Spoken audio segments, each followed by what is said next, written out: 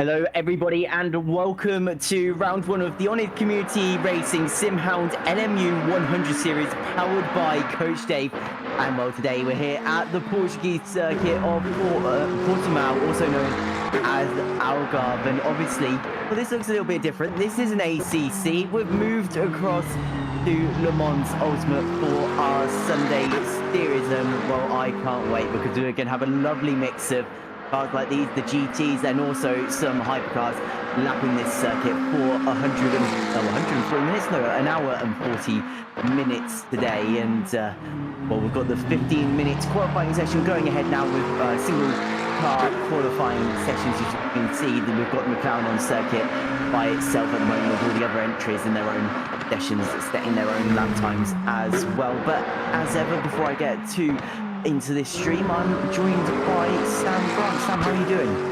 Yeah, I'm excited for this long series, long races, but going to be really interesting. Going to be interesting, obviously, longer races than the guys we're used to. Different strategies we'll hopefully see. That's always fun, isn't it, Tom? And also GT3s with some hypercars, I believe, aren't there? So going to be very interesting. And to answer your question before the stream, which obviously no one else would have heard, I do see a Peugeot. There is a Peugeot, and I'm happy. There we go. There's a Peugeot. It's not the wingless one, unfortunately, but still looks good. Looks kind of cool. It's still a Peugeot. Yeah. I'm a Peugeot. I'm a simp for a Peugeot. I am, and I don't know. I love the Peugeots because, well, obviously, we, as a family, my family have connections to the brand, and yeah, it just looks cool. It's a Peugeot. Like no other Peugeot looks like that. Normally they like look awful, but that one actually looks alright. But anyway. As we can see, we've got our drivers coming onto their first flying laps. We're currently following James Cowley. Obviously, haven't got a time deck for this session yet, but as probably his last name is a C, he's sitting in third. We have Aidan Carter in fifth, running in the Alpine here as well, and he's currently the fastest driver in the first sector on the circuit. He's set 20.114 in the first sector to go faster than anyone else at this stage. But remember, we're already about just under 3 minutes into this session, so still plenty of time for our drivers to improve over the rest of this. But Aidan Carter still setting the the fastest times as he sets another purple middle sector there, 33.314. So he's absolutely flying in the Alpine at this part of the session, the A424. As well, as you can see in the field as well, we've got some Ferraris entered as well. Currently, Liberich at the top in the Toyota on our screen as well. So a nice variety of hypercars in this session. But we should see Aidan Carter set the first representative lap time of the session here and give everyone else something to aim for in this session. He'll come across the line. Well, actually not now, for a bit too early there. There we go. Comes across the line and finishes their lap time. I'm just waiting to see what they've done. And as you can see, Alex Shahabi there, 1 minute 34 is the fastest on that side of the timing screen. As I'm not sure if cars that may have been struck off, but as you can see, Alex Shahabi in 499p is currently setting the fastest lap times of the session, closely followed by, well, last season's commentator Scotty, currently just over half a second off of Alex Shahabi's fastest time. The Porsche seem to be running well so far. I say that though, as Shanks has moved their way into pole position with a 1 minute 33, and then Liberich goes back ahead. It's a Toyota 1-2 at the moment with a 1 minute 33.030, and well, Alex Shahabi, after being half a second ahead of everyone else, is nearly a second off of the pole position time. As we come to Afel Baskar here in the BMW, had a podium in the GT3 Festival Series earlier this week, so it's had a good start to our switch to LMU, and is obviously looking to build on that here. It's only, well, less than a tenth between himself and Christian Kiesig, who currently at the moment is the fastest GT3 on circuit with currently in his Porsche, as he normally is, as we have Tyler Shanks currently third position in that Toyota, as Bevans has gone to the top of the times with the first driver into the 1 minute 32s with a 1 minute 32.954 in the Ferrari. So Toyota and Ferrari making up the top 5 of the hypercar class, whereas if we look down to the LMGT3 field, you can see a bit of a mix of the Porsches, the BMWs, McLaren, Corvettes and Aston Martin, and all somewhat quite close in that field. So As you can see, Tyler Shanks didn't improve in the third sector, but is up in the middle sector by just over a tenth. So we'll have to see where he's able to go as he comes up towards the start of finish line. Not much separates himself from pole, and especially not much separates himself from second position as well. If he comes across the line, it's a green, but he says 1 minute 33.236. And I beg my pardon. I think that is where he's going to stay. As he comes across the line, Daniel Chaville has come across the line, had a purple middle sector. Is this going to be good enough for pole? It's another purple sector, and that is pole position by almost half a second. He's set 1 minute 32.406, nearly half a second. Well, actually over half a second quicker than Bevans there. So Ralph Best is well, switching from his usual 296 to the Corvette here. He comes up towards the start finish line now. Let's see what he can do. He had a purple middle sector, and Best is able to slot himself into fourth position in the GT field though, but is quickly pipped by Petr Jelinek with the Aston Martin pipping back up into fourth position. Alex Shabi currently in fifth in his Ferrari, was on pole position at one part in this session. They will have to see is there an improvement by Shabi's sector times aren't looking fantastic. So it's 1 minute 33, and that's good enough to see him slot into third position. So currently, or usual WEC standings, Ferrari 1, 2, 3 at the moment with actually having running the Air Course livery for this car. I don't know about the other two, but James Cowley has actually started himself between them in the Peugeot. That's it's 0.684 off of the pole position time, still held by Bevans, who's currently the first driver into the 1 minute 31s in this session. Can Ben Leverage say anything to respond to that? It's currently finds himself down in fifth, and it is an improvement, and it's a good improvement up to second position. Isn't able to put any pressure on Bevan, but that final purple middle sector is surely promising for the Toyota driver, and it has split up our Ferrari 1, 2, 3 with the Toyota and Peugeot. They're spreading them all out in the top five now. We see Ralph Best again in the Corvette. He's currently dropped out of the top five now.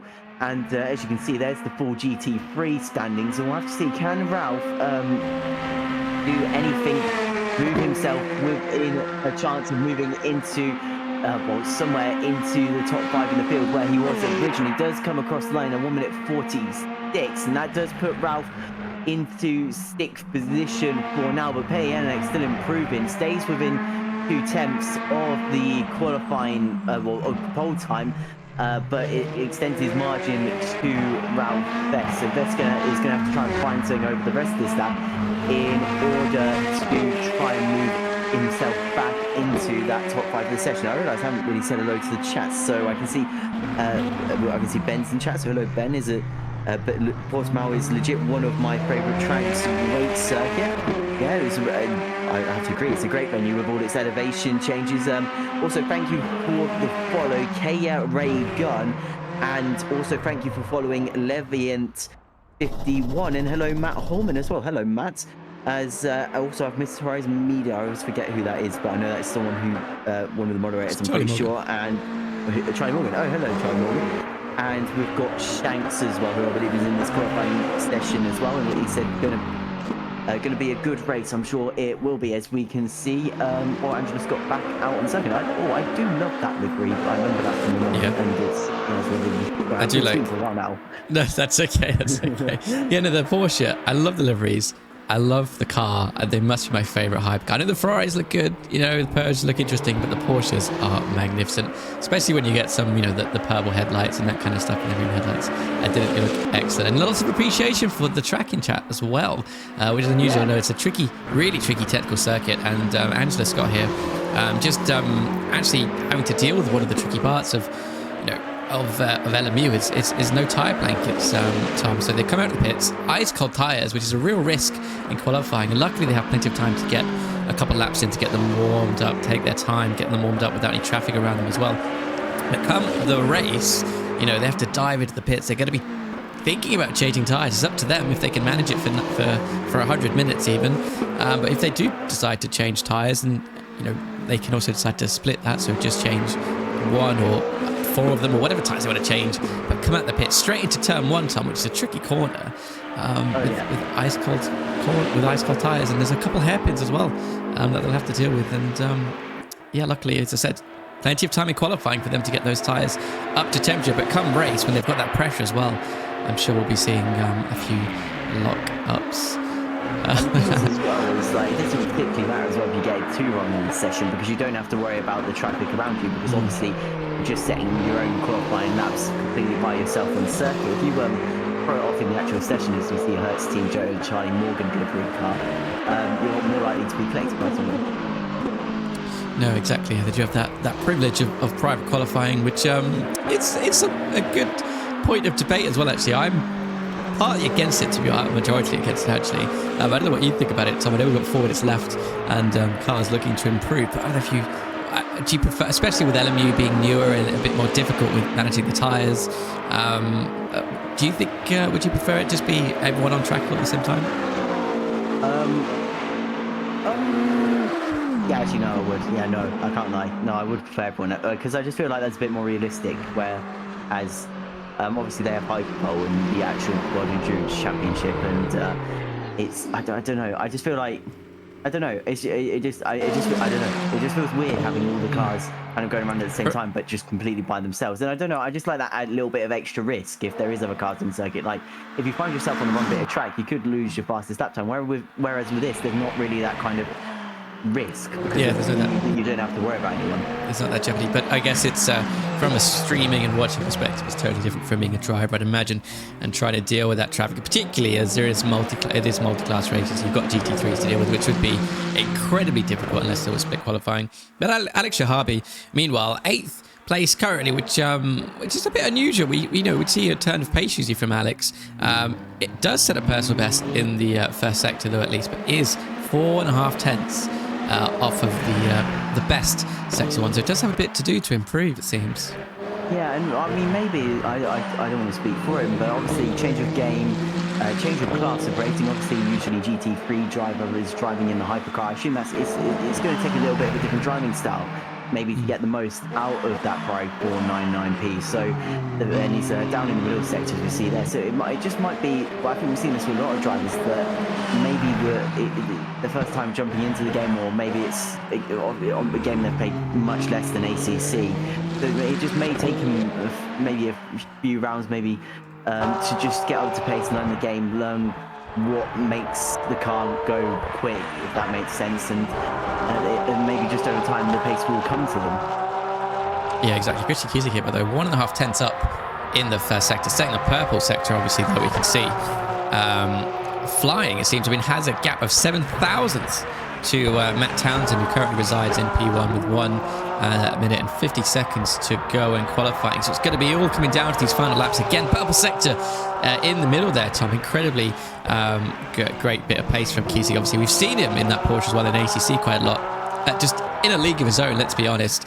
But Cusick Baskar thought, not far behind, actually, again, not far behind that. And I just want to point out, those times, those aren't the gap to the next car. That's the gap to the leader, Tom. So incredibly close is the top 5, and probably the rest of them if we look at them in a moment. We'll watch Christian Cusick run to the line first, obviously, and see if he can steal pole away from Townsend. I'd imagine he's done enough, to be honest, even if he has an average final sector. Let's see as he crosses the line. Yellow-purple sector there in the end, but only just, and obviously does steal pole away and has a bit of a 10th gap to Townsend.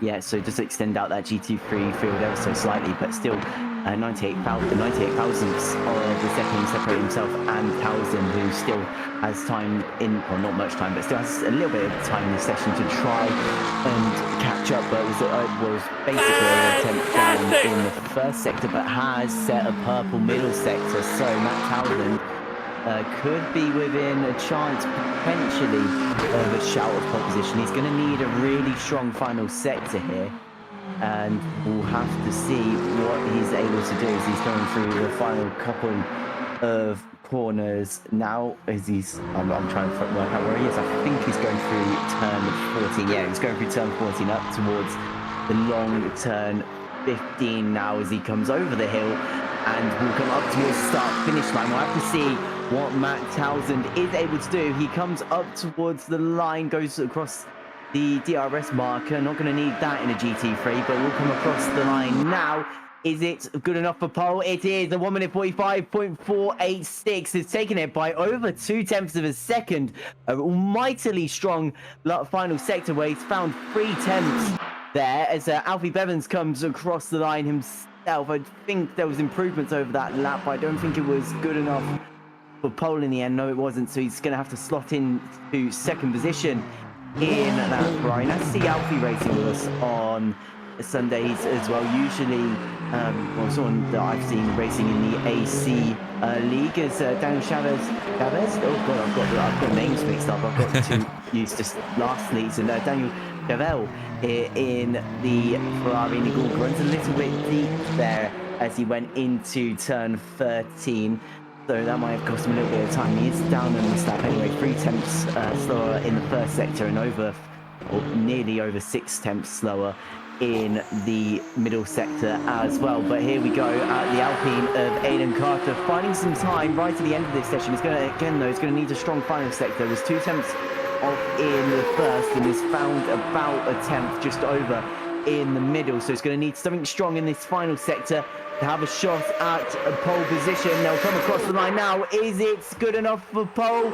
No, it's only good enough to slot into second position. Has stole it away from Bevins, so we'll start on the front row of the field, will Carter, but it wasn't good enough to get to Leiberich in first position in that Toyota. Tim Bob has decided to come into the pit lane after improvement in the first sector, but obviously didn't feel like the lap time was strong enough.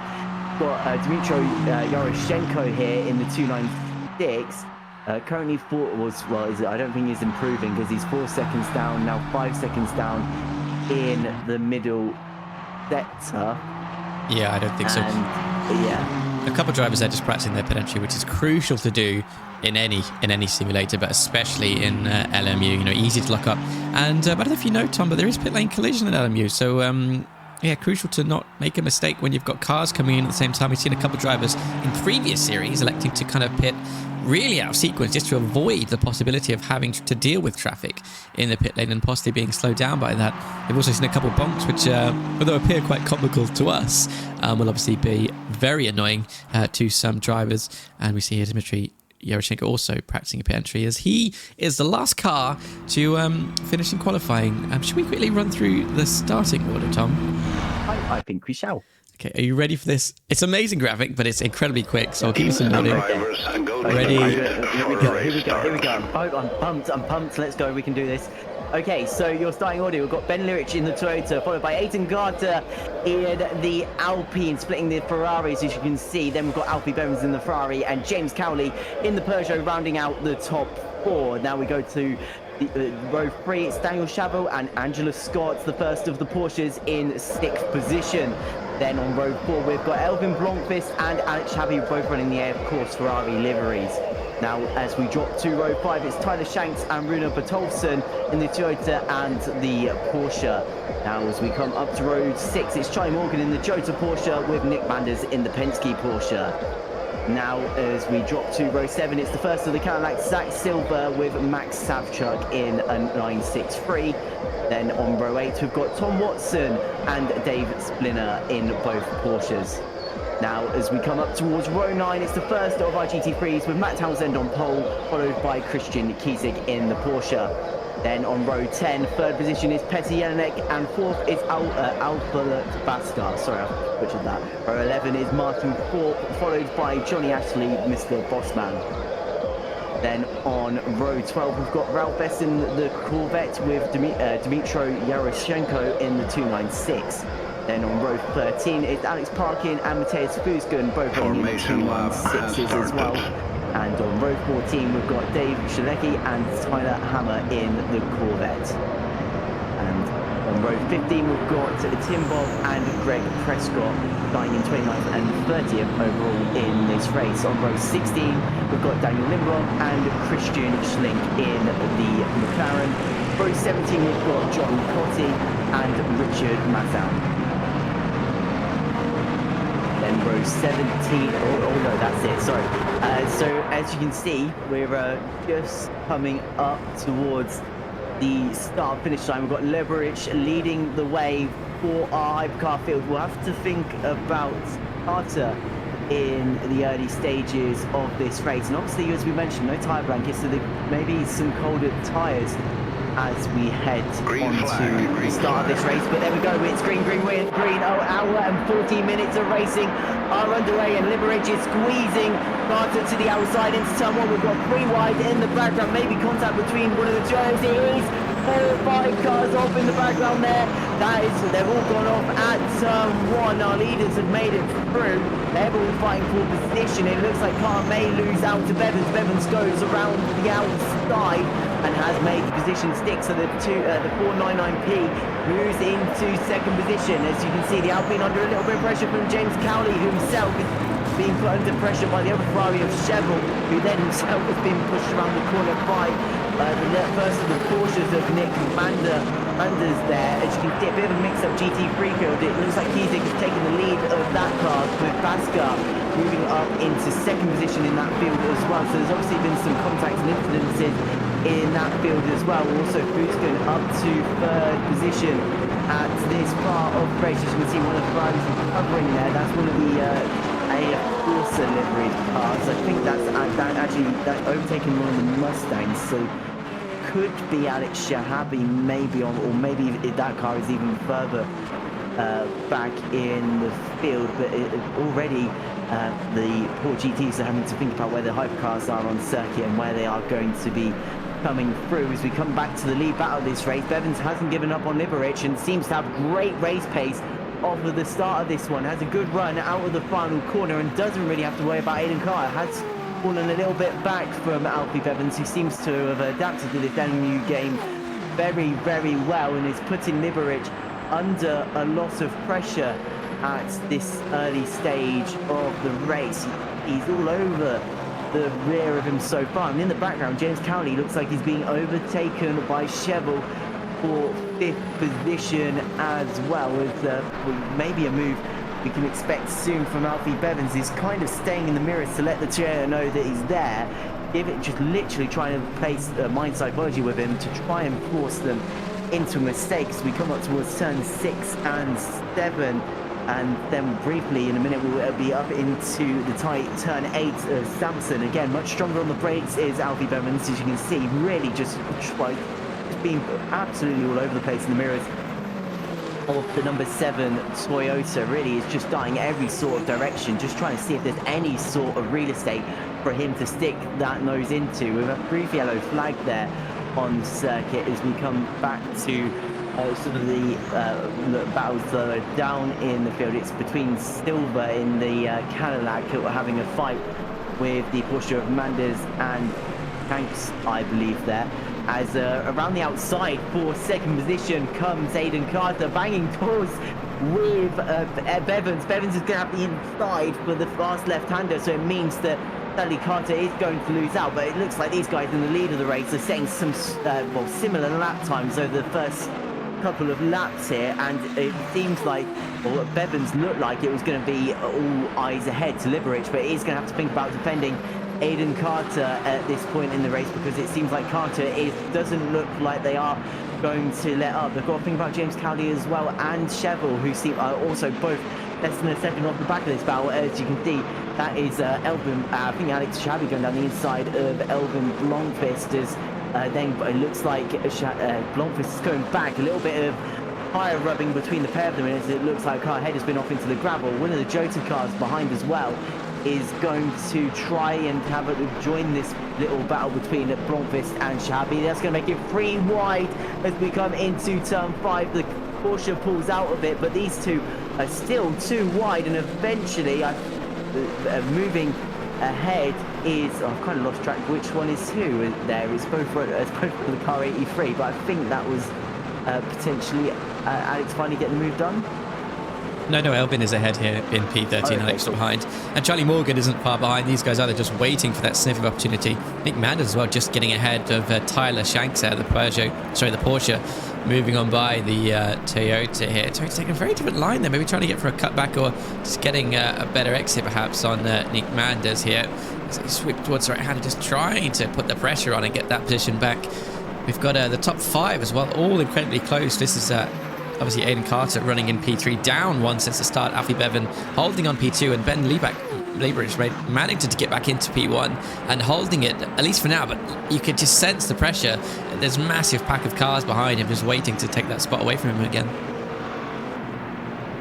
Yeah, kind of falling off the back of Bevans and Lieberich here, but he can allow them to fight and potentially come back into this battle. As looking to the inside is Bevans on Lieberich, and doesn't seem to have a move done. Again, Carter is back under the back with them under braking there, but actually may have run a little bit too deep into the corner, and Chevel is right, actually Cowley, is right onto the rear of Carter as well. So really nothing separating this top 5 at this early stage in the race. They all seem all out as around the outside. Tries Alfie Bevans on Lieberich.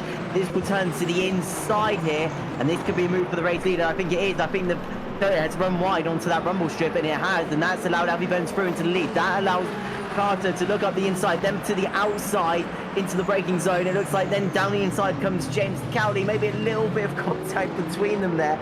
Rubbing is racing, you've got to remember, is now they come through turn 14 towards the end of this lap, and it looks like Bevans has been let free. We'll have to see if Lieberich is able to come back at all at the Ferrari driver, but it seems the gap has already opened up quite a bit. 7/10 it was at, now down to back within the 6/10 mark, but it looks like Lieberich is going to have to try and respond quickly, or a car will be up the road as gap comes down into the braking zone quite obviously, but staying around that 6/10 sort of area is the gap between them. A little bit faster there as they went through turn 3, up through turn 4 now, and I think Lieberich is kind of staying there, but I don't think they have the pace to stay with Bevans at this stage in the race.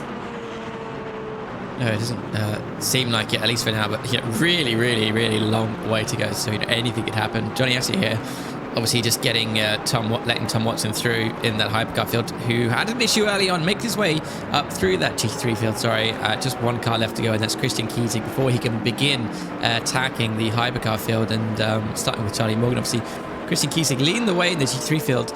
As it stands, obviously, Ethel Baskar dropped off about a second, but obviously they have had to let a hypercar car through, and now they can get onto battling. There's a little bit of a three-way back here as well. Peter Jelinek, Daniel Lindblom, David Selecki, and Christian Slink. So there's 4 of them really, all involved, almost going side by side are Peter Jelinek and David Selecki here, down towards turn 1, just in front of them, obviously the McLaren of Christian Slink. They're all getting ever so close, and a little bit of a wiggle in the exit as well for the Aston Martin. Yeah, it was Schlink is getting caught up in this battle as well. Christian Schlink as we move to Dave Selecki and Christian Schlink, as this seems to be the battle, and actually Schlink moves to, well, car goes very wide, and it's actually allowed Dave Selecki quite easily down the inside through turn 4, so that's the move done and dusted by the looks of it. And actually it looks like Schlink is going to have to worry about Petr Jelinek in just a second, because Jelinek seems to have better pace than both of these drivers as he runs in the heart of racing livery. Aston Martin as coming into the braking zone, as we can see Elvin Blomqvist now under pressure from Rune Bertolfsson in the 296. 296, wrong cut. Wait, no, I don't know. Anyway, in the Ferrari, oh god, this is all going wrong. Anyway, in the Rune Bertolfsson in the Porsche Penske Motorsport. Porsche comes into the braking zone, and actually a huge lock up there, I think, from actually it's the guys ahead of them, battle between the Cadillac and one of the other Porsches. And the Cadillac actually is going to slot themselves into this battle as Zach Silver trying to go down the inside of the 296 and nearly banging wheels there do the pair of them, as Rune Bertolfsson now tries to size up the V8 powered Cadillac as coming then, they're all locking up and running a little bit wide, and it looks like the Cadillac's running a little bit wide again, and that's going to allow Rune Bertolfsson around the outside into turn 12 up towards turn 13 and into the braking zone. That is the move done.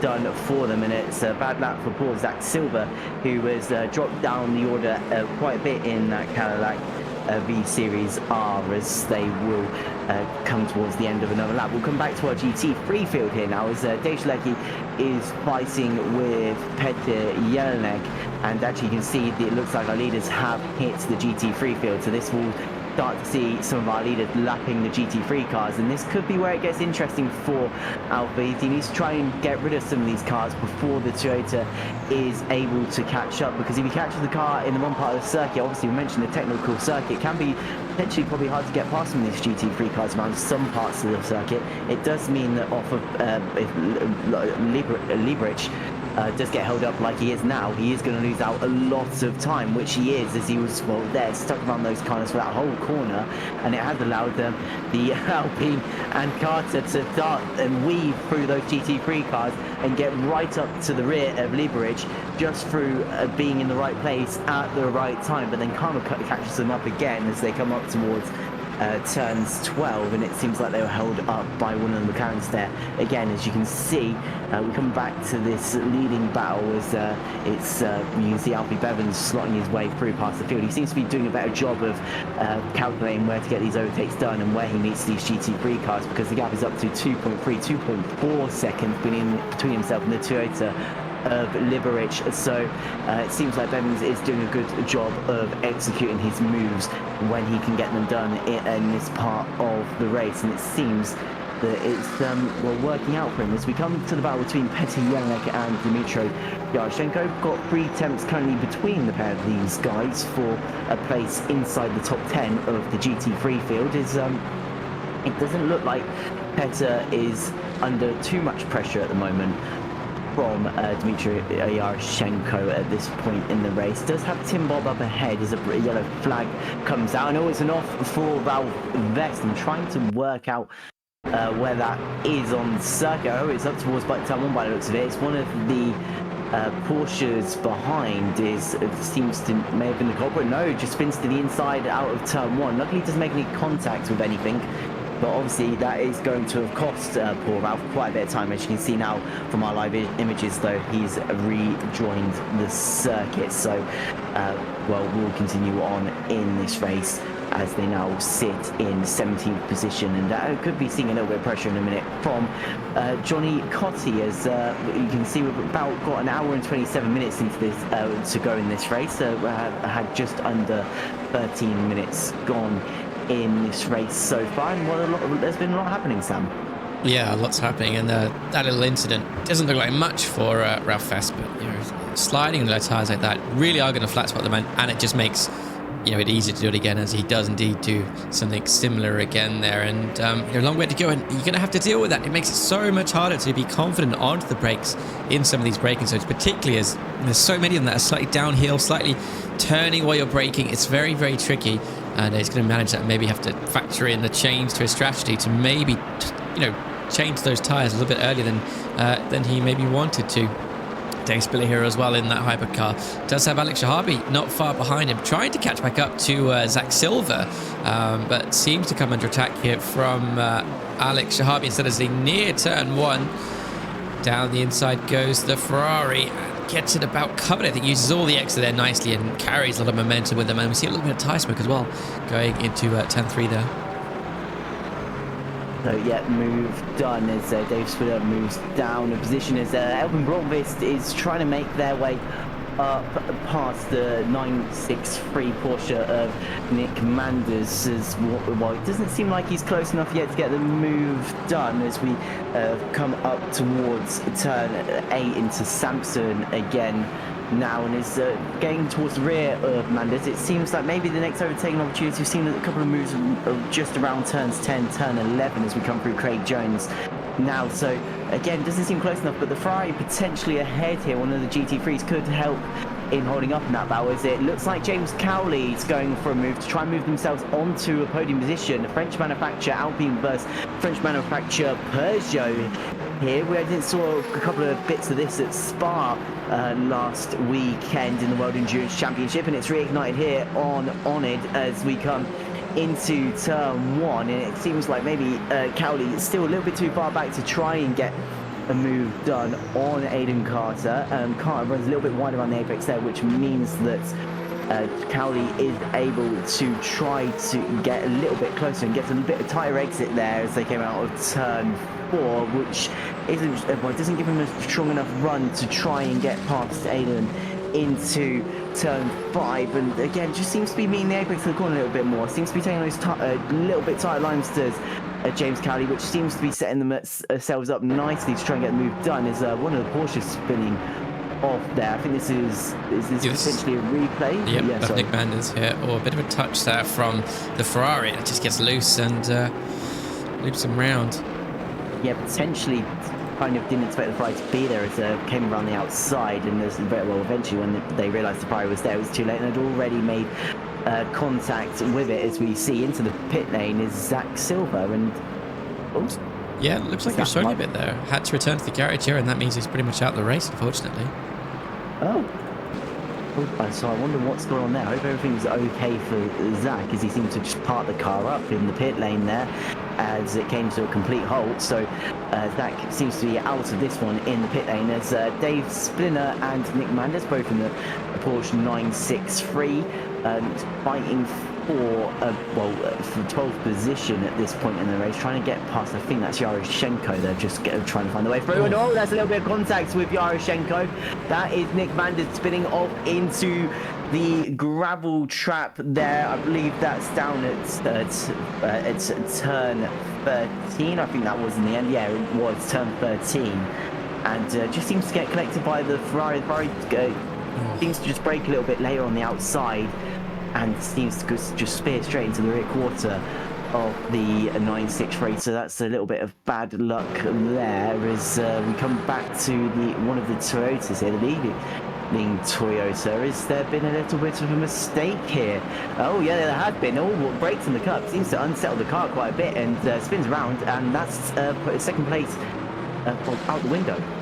Yeah, so is third place, and indeed currently sits in fourth as Ben Liberto. Very unfortunate. Just, locks the rear and then spins the wheels up as well. So a bit of tyre damage perhaps as well, which is not going to help them for sure. Dave's but also just dropping behind Charlie Morgan further down the order. But, Ben showed to have some pace, so maybe there's a chance of recovering. He's 3/10 quicker on his fastest lap than James Cowley and Alfie Bevan. Unfortunately, Aiden Carter... Oh, sorry, I'm reading the wrong thing. 3/10 quicker last lap than those two. Doesn't have a quicker fastest lap, but we'll move on. Daniel Chevelle has the fastest lap if anyone's interested, but we'll move on before I get even more confused. Yeah, Ben in chat can't close the door on a GT3 like that, so that's what some of the chat are feeling about that little incident that we saw a few moments ago. Is Ben Liberich, as you say, still down in fourth and isn't too far back off of these people up ahead. As down the inside looking was Matt Townsend on Matthias Fusgen, and it seems again looking on the inside again is nearly running straight into the back of the Ferrari there. Luckily pulls on the brakes a little bit harder to try and make sure that he didn't go straight into the rear of Matthias Fusgen there. As we come on to another lap, it seemed like a decent run off of that final turn, but I don't think it's going to be a close enough for a move into turn 1 for Matt Townsend on Matthias Fusgen, as this is currently trying to make a move for fifth, moving the McLaren into the top 5 of the field, but again just doesn't seem close enough at this point to try and get that move done and dusted. Also, Martin Thorpe not too far ahead of this battle either in the Ford Mustang, so that's something to keep an eye out on as well, as this could potentially come a battle for place inside the top 4. Yes, certainly. 81 minutes to go then, and some hard lessons being learned, I think, by some of these drivers. You can't push too early, you can't brake in certain ways, and traffic, we saw it all last season. It's something you have to deal with, something you have to manage, and they definitely got better at it throughout the series as that got on. They'd obviously learned the best way to do that, as we indeed see Peugeot. They're getting past the Porsche GT3 car nicely then through turn 1 on the way, costing minimal time, but we can see the track map there, all muddled up are the hypercars and GT3s, obviously the GT3s being the orange dots and the hypercars, the red, so all modded up, and it's just going to be a constant throughout this race. You're never going to be able to go, okay, I've let them through now, I can relax. It's a constant stream, and that goes both ways, unfortunately. Matt Townsend here as well, catching up to Matthias Fusgen. Does have Tyler Hammer just in his rear view mirror there to worry about as well, but is ever so close to Mitachi. He's going to almost push him through there, pushing that Ferrari there around the right-hander as they get on towards the final corner, I believe. Yeah.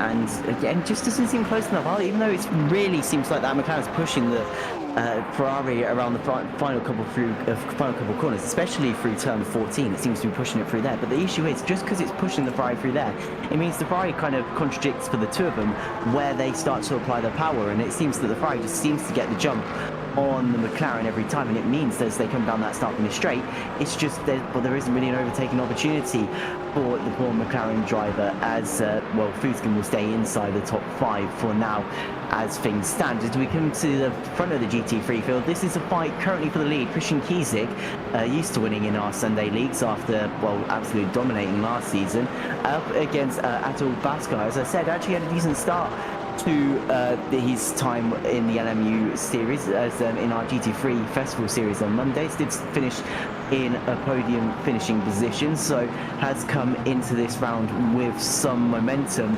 as Christian Kiesig has quite a bit of momentum after winning basically every round he turned up to last season in our ACC league. So both have a little bit of kind of positives to bring into this round, bringing them a little bit of confidence. There's Matt Townsend trying to go around the outside of Martin Thorpe, and this could be Thorpe moving out of 4th position, as currently, actually, you could see him down outside the top 5 after, well, being at the start, snapping 4th, and it is, he's dropped out down behind Matt Townsend. And as they come into the second to last corner in this lap, the Mustang may try and do swing in a straight line, but I feel this game isn't like ACC, so as they come around the final corner, the McLaren should hold on to the position. A little bit of track limits there, maybe questionably, as they decide to run across the curve, and the DHL advertising as they come around the final corner. But if they come down the start finish straight, will the Mustang have any sort of speed to be able to come up back at the McLaren? I don't think it will, as they come onto the brakes now. It's got the position. Actually, I think the Ferrari ahead of him, Fuskin, may have made a mistake. It seemed like a massive lock-up and took a lot of curb, and as you can see, it's dragging the car really wide. They made contact. They are tyre banging. The McLaren really wants that position. He's banged the Ferrari to make sure he knows he's there, and he's got the move done around the outside into turn 4, and that is up into 4th position for Townsend. Just a little mistake from Fuskin, and it could see the move outside of the top 5. Going down to turn 5 now, trying to go around the outside is Martin Thorpe on Matej Fuskin, but actually that's brought Vest back into this battle. Vest, I think, trying to look down the inside, but isn't going to be close enough. And actually, all battles are breaking out on circuits. The Peugeot has overtaken Aiden Carter, moves James Cowley up into 2nd position overall in this race, but Carter isn't giving this one up as we come up towards turn 7 into turn 8. Samson, will there be any sort of look by the Alpine driver? No, there's not a look there. They'll power the going back. Oh, very Harvey. It's all sorts of sideways. It just didn't seem like he couldn't get on the power there at all, could James Cowley. That's cost him all his speed heading onto that part of the circuit, and easy as you like. Aiden Carter back up into 2nd position as these two both trade positions, and actually not far up the road is Albie Bevins as well. No, not far at all there whatsoever. Fairly close are these guys' best laps as well, actually. And actually, last lap, Aiden Carter was quicker than Alfie Bevan by a 10th. So it's not all said and done. You know, despite that 1.7 gap, that can close in a matter of moments, particularly if an error is made, despite obviously Alfie showing just pure dominance in previous series. Johnny Ashley as well in the G3 field, by the way, getting on by his fellow BMW driver there, of Atul Bhaskar, before they get into the first sector, I believe, there. On his way to chase down Christian Kiesig. Atul Bhaskar, who briefly held the lead, and I mean ever so briefly, in the GT3 field earlier, and now dropped down to 3rd. But yeah, we'll see if he can make a bit of a comeback. Matej Fuskin and Martin Thorpe, these guys still continuing to battle as Alex Shahabi drops down to 10th in the hypercar field. Yeah, and actually down the inside, as you can see, there goes our hypercar battle with, it looks like Aiden Carter's been able to create a little bit of a gap, and that's not going to help James Cowley at all. 3 GT3s fighting ahead of him. seems to have held him up as he goes into turn 5, and now actually they're still holding him up, and look what that's doing. It's putting him under pressure for his overall podium position, as Liberich has found himself right back onto the rear of that Peugeot. So after briefly being in second position, James Cowley could be falling outside of the podium spots if any more of this traffic gets in his way over the rest of this lap. Luckily, I think he's a little bit free, and now actually no, as I said, I'm looking at the track map, and there are still a little bit of a gaggle of GT3s running up ahead of Cowley, so it could be a little bit of sweaty bum time for Cowley here, as he could be under a lot of pressure as coming around the final corner now. Well, saying to the last corner now, I beg my own pardon, and now coming to the final corner, and actually it's come back the other way. Liberich gets his nose cut off going around the final corner, and it means that actually now he's going to lose around that final corner, and he's going to lose all that time again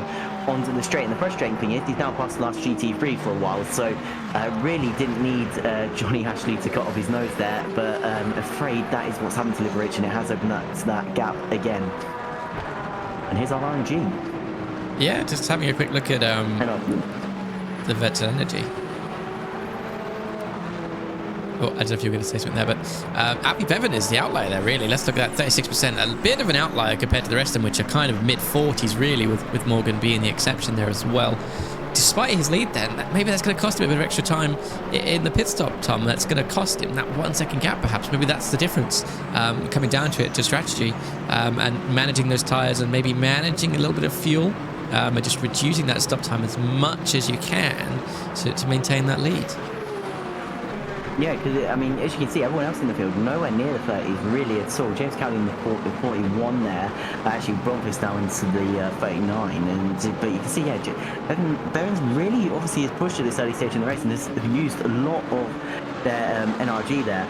And yeah, it really, yeah, could cost them coming into the pit cycle of this race. Essentially, as we saw last season, though, it's obviously a different platform, but with ACC, we saw that obviously being more conservative seemed to benefit a lot of our drivers in terms of their overall finishing spots, because obviously less time spent in the pit lane, more time on circuit, the quicker you go. So yeah, well, it'll be interesting to see what happens there when it comes to the stops.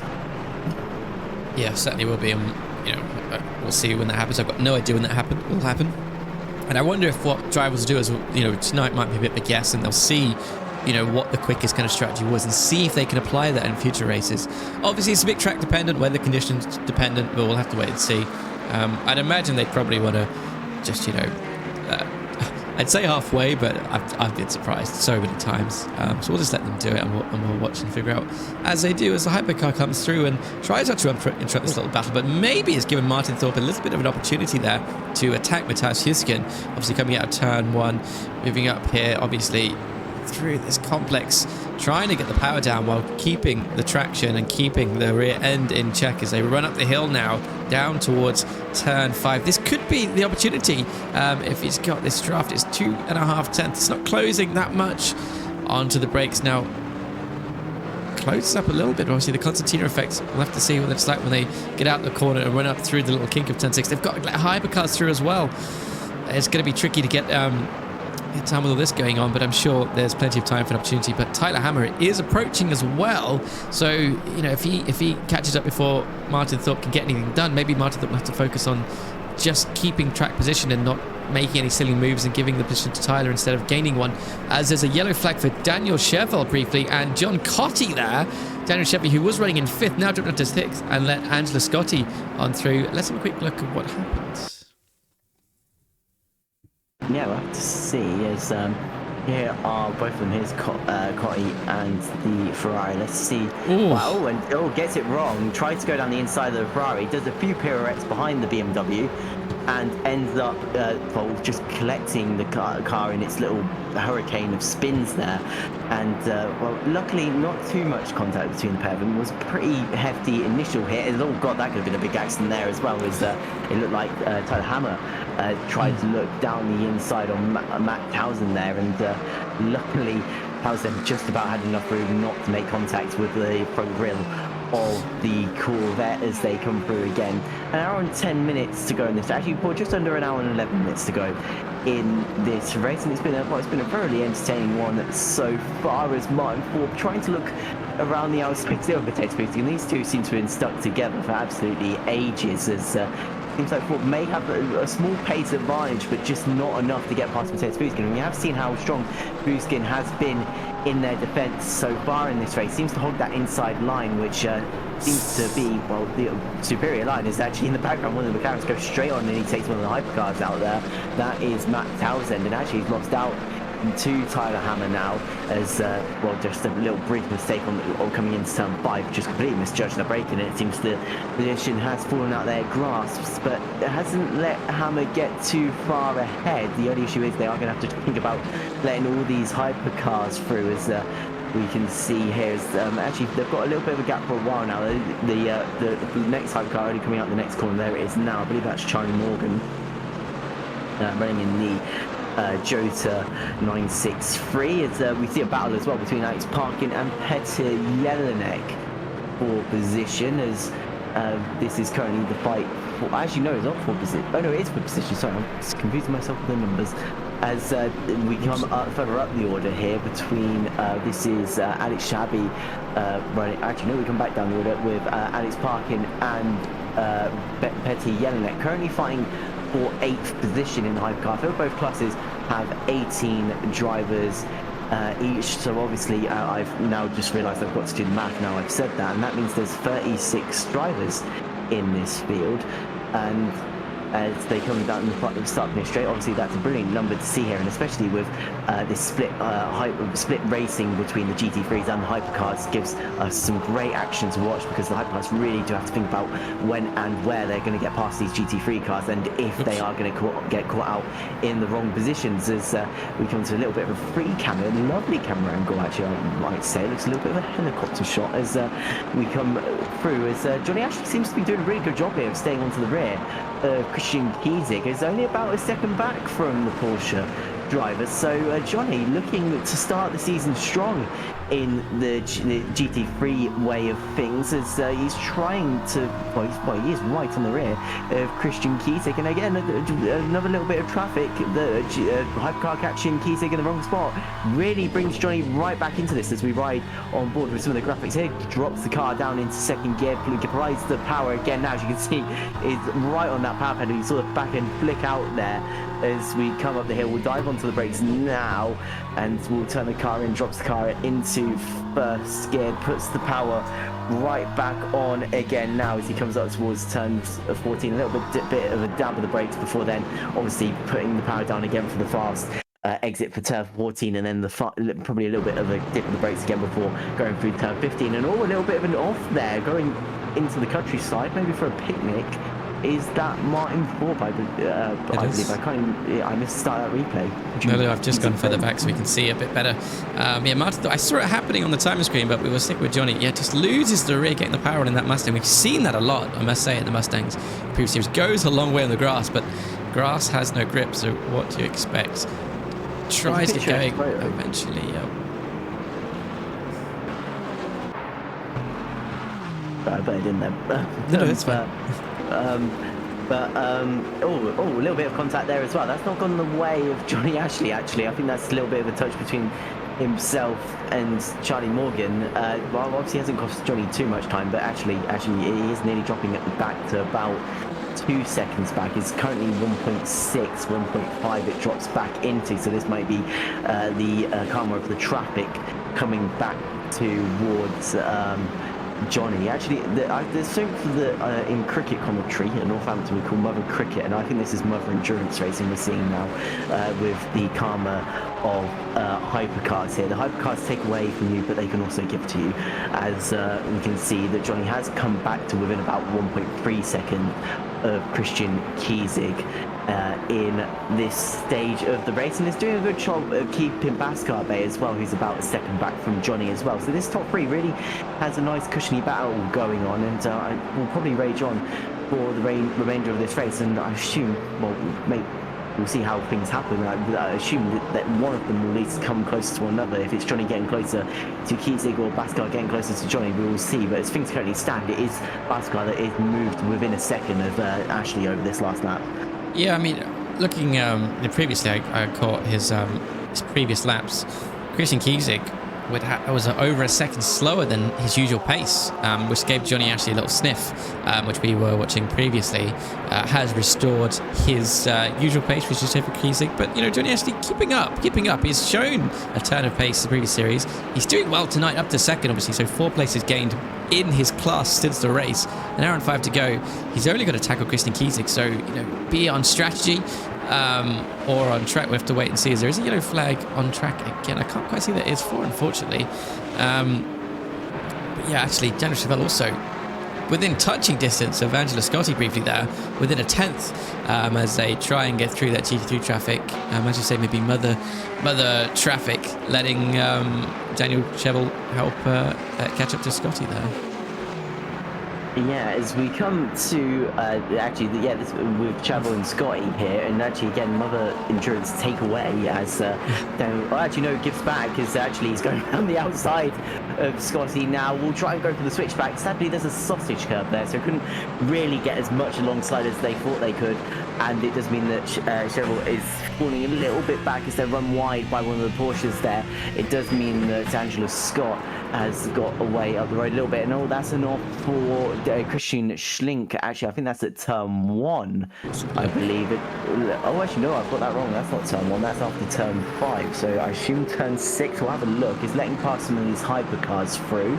It comes into turn 7, and spin me right round, spin me right round, spin me right round, baby right round, as he gets a little bit of oversteer coming into turn 6. Obviously goes to correct it, and that pretty much shoots him off into that rather big gravel trap for the Portimao circuit, and sadly now drops Porsche down into 16th position behind John Cotty, who's also been in the wars in this race, with obviously we saw with the hypercar earlier on. And there's been a change of position in the podium classes. It's Ben Liberich has moved up into 3rd ahead of James Cowley at this point in the race, and they are obviously trying to get through the traffic, so I wonder if that's been some sort of James Cowley getting caught in the traffic, wrong place, wrong time, and it's allowed Ben Liberich to find their way through. As we come to, this is moved for 11th position. We've got Tim Bob up against Dave Schlecki with one of the hypercars trying to go around the outside of the pair of them, gets the job done.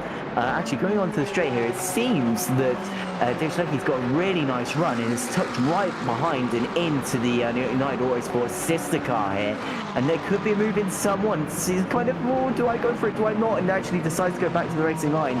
Does Dave, and decides, actually, no, I'm not close enough. I'm not going to go for it this time. Maybe I'll get you now into turn 3. No, he's decided against it again. Not enough of a room there. And actually tries to go for the switchback again. Can't really get the run off that corner. We've seen it from a couple drivers, but the sausage curb really unsettles the car as you try and get back onto the power, and obviously doesn't give you great traction on the exit, and doesn't really allow you to get the overtake done. As you can see, down into turn 5 again, not close enough.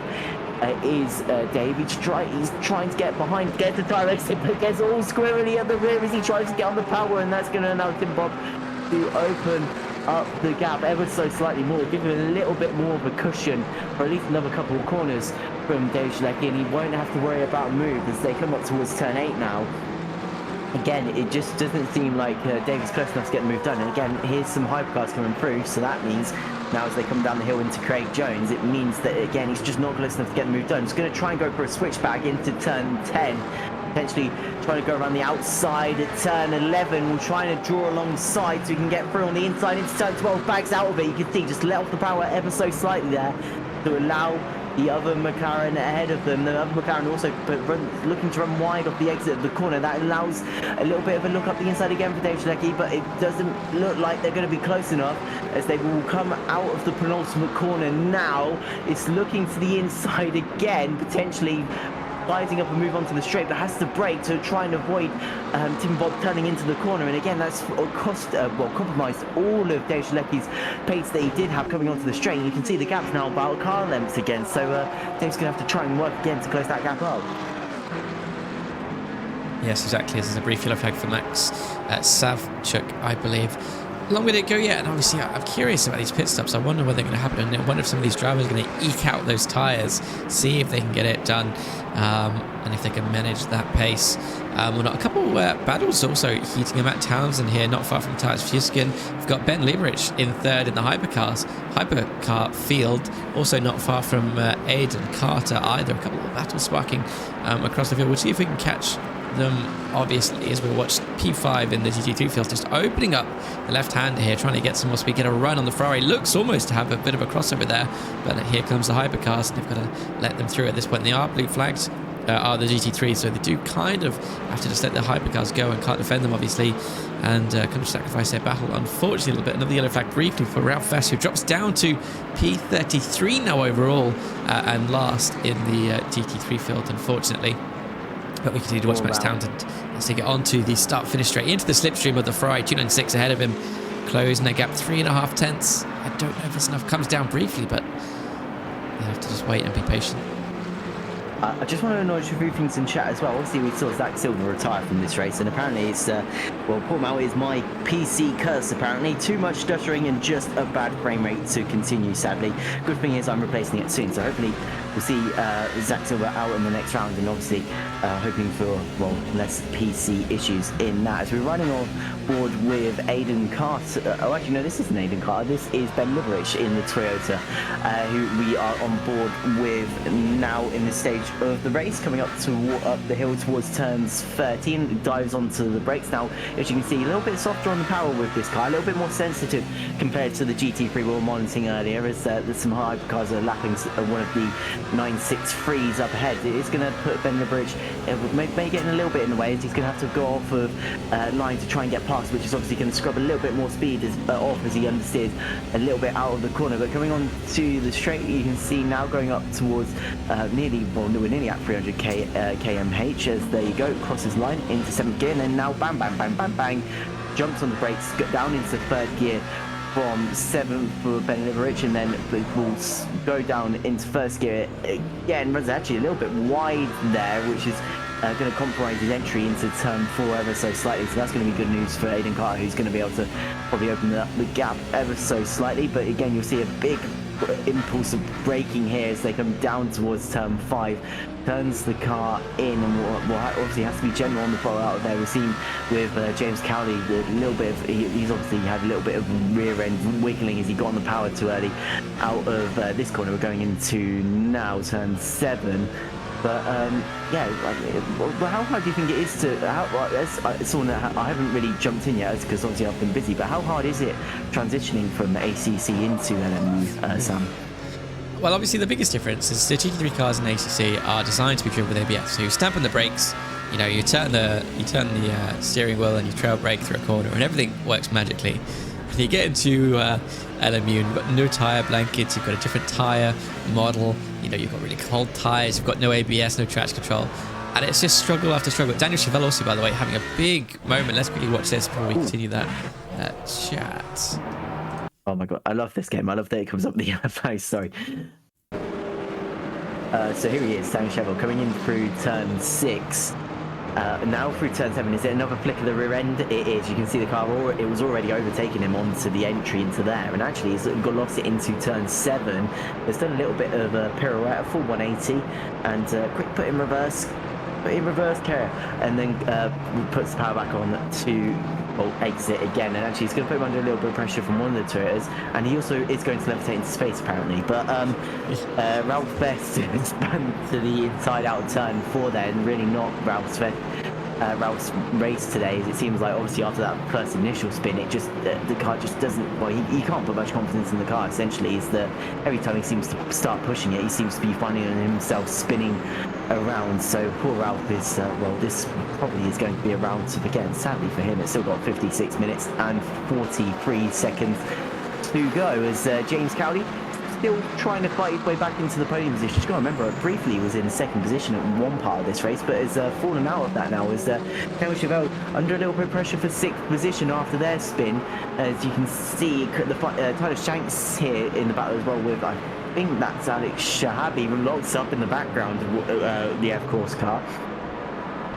as they head out of turn 5. Now we've got Ferrari, we've got a bit of a Ferrari sandwich going on here, but we've got a mix of flavors. We've got a bit of mustard and a bit of tomato, with the Toyota in the middle as they come out of turn 7. It runs very wide on the exit there. Does Elvin Blomqvist as they come now through up towards turn 8, turns 10 and 11 now, and again it seems like Elvin Blomqvist is carrying quite a bit of pace at this point in the race and seems to have a little bit more traction than Shanks, and the other Ferrari ahead just seems to be able to get on the power a little bit easier and seems to just be really closing up to the rears of the Toyota on the exits of the corner as they come out the penultimate bend now into the final corner. Will this be an opportunity potentially down the start finish straight for Elvin Blomqvist? It runs a little bit wide there again coming from the final corner. That's not going to really help his straight line, I don't think, coming down the straight. It's got a nice slipstream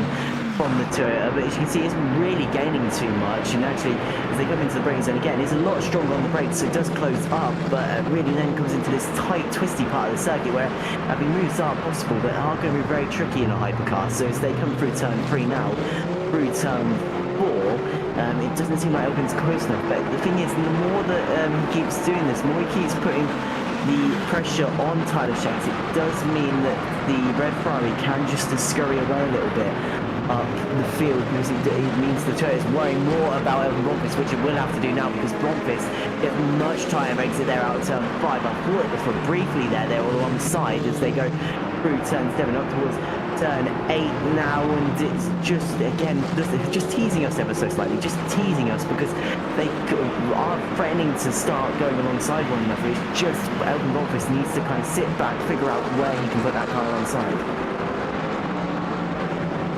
Indeed, yeah, just got to set it up, coming out some of these corners and just get a nice run. I mean, there's lots of room, at least, going down to turn 1, but it's a fast part of the track, so you have a good run at the last corner.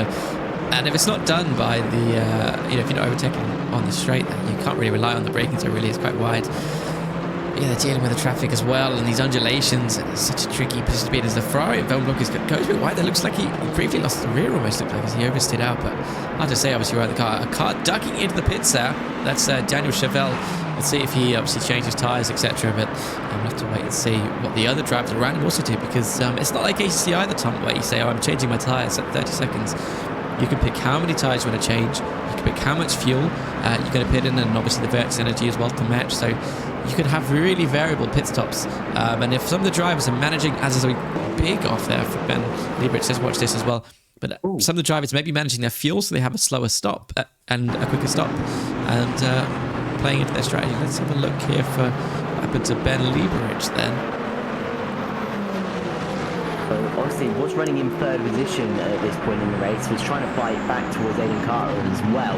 I think that's line 4, tries to go down the inside, and the Mustang isn't fully aware that it was a bit of a late move maybe by the Toyota in fairness, but yeah, obviously the Mustang was turning into the corner, and it just meant that the Toyota just made a slight bit of contact in the front of the car, but it was enough to just send it into a pirouette, as we see coming into the pit lane, race leader Alfie Bevan.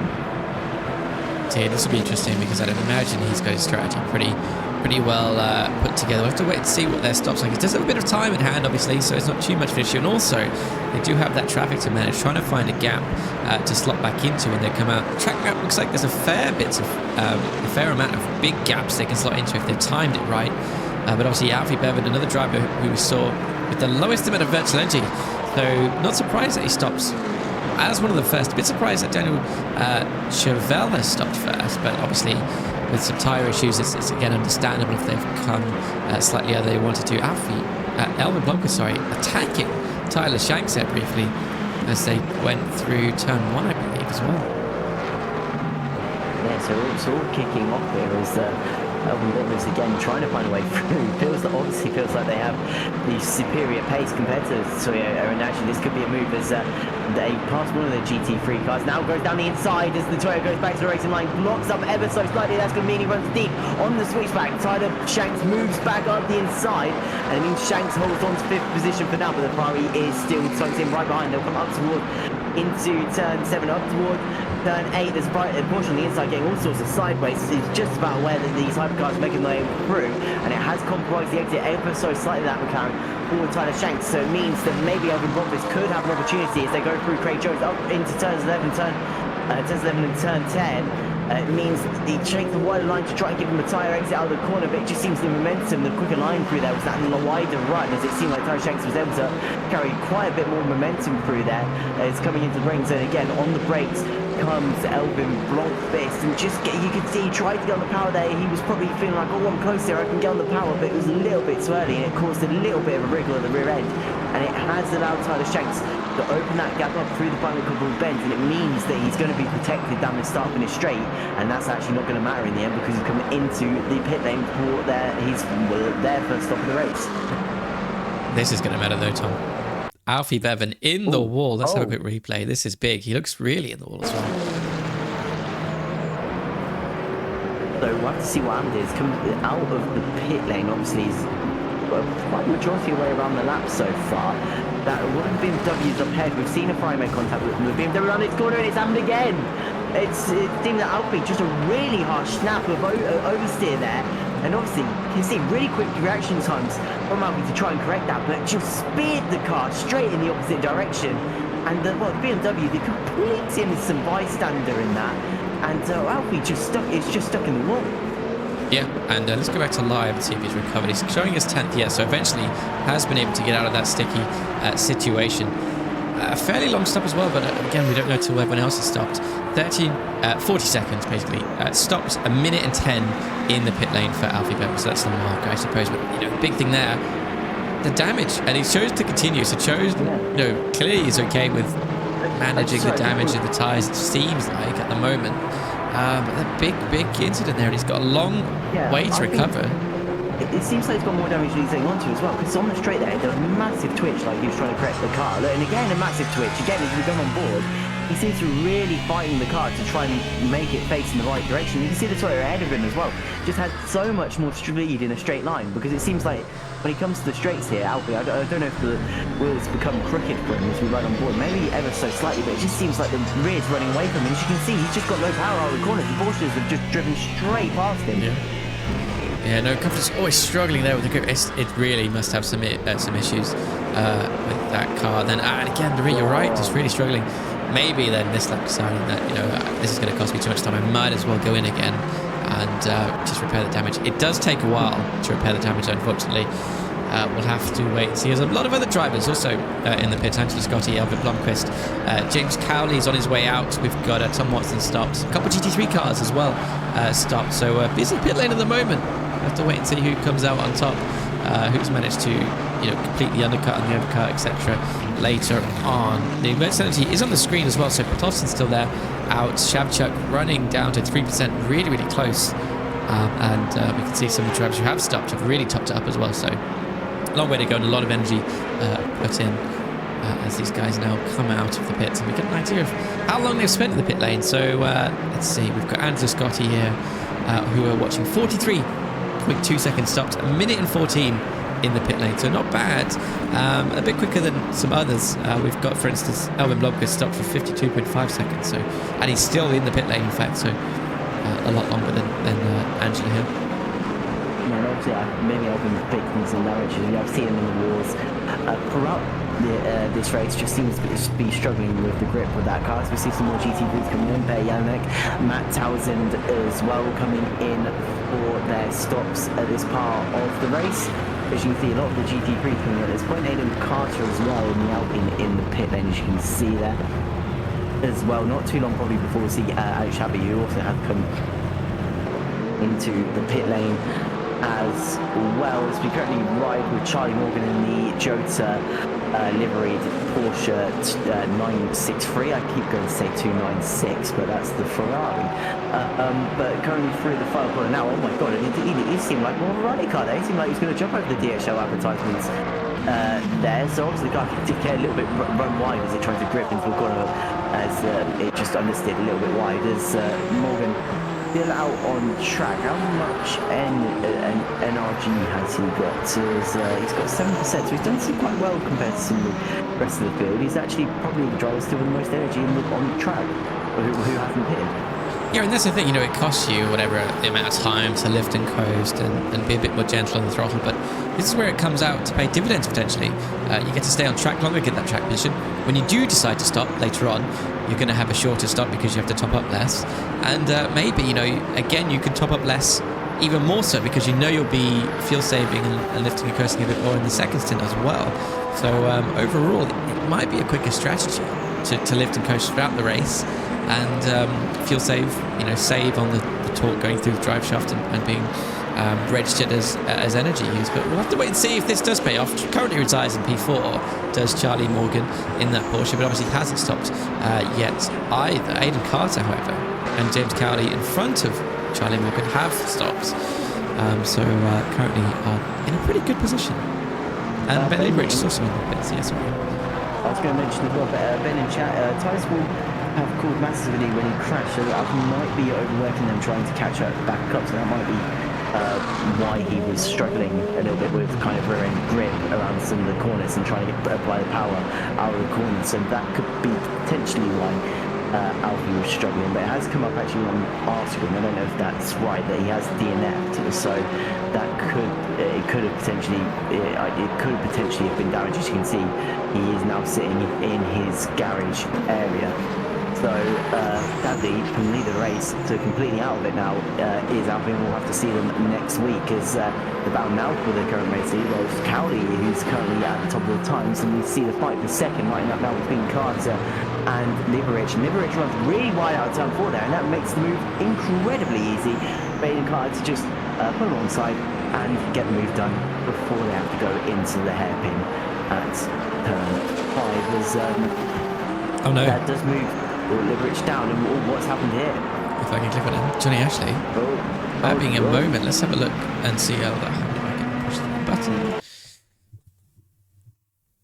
So let's see. I assume this is down into turn 1. I assume it's probably a similar incident. He's lost the rear, maybe taking too much curb, maybe new tyres, or been a little bit too confident and pushed a little bit too hard. We'll see.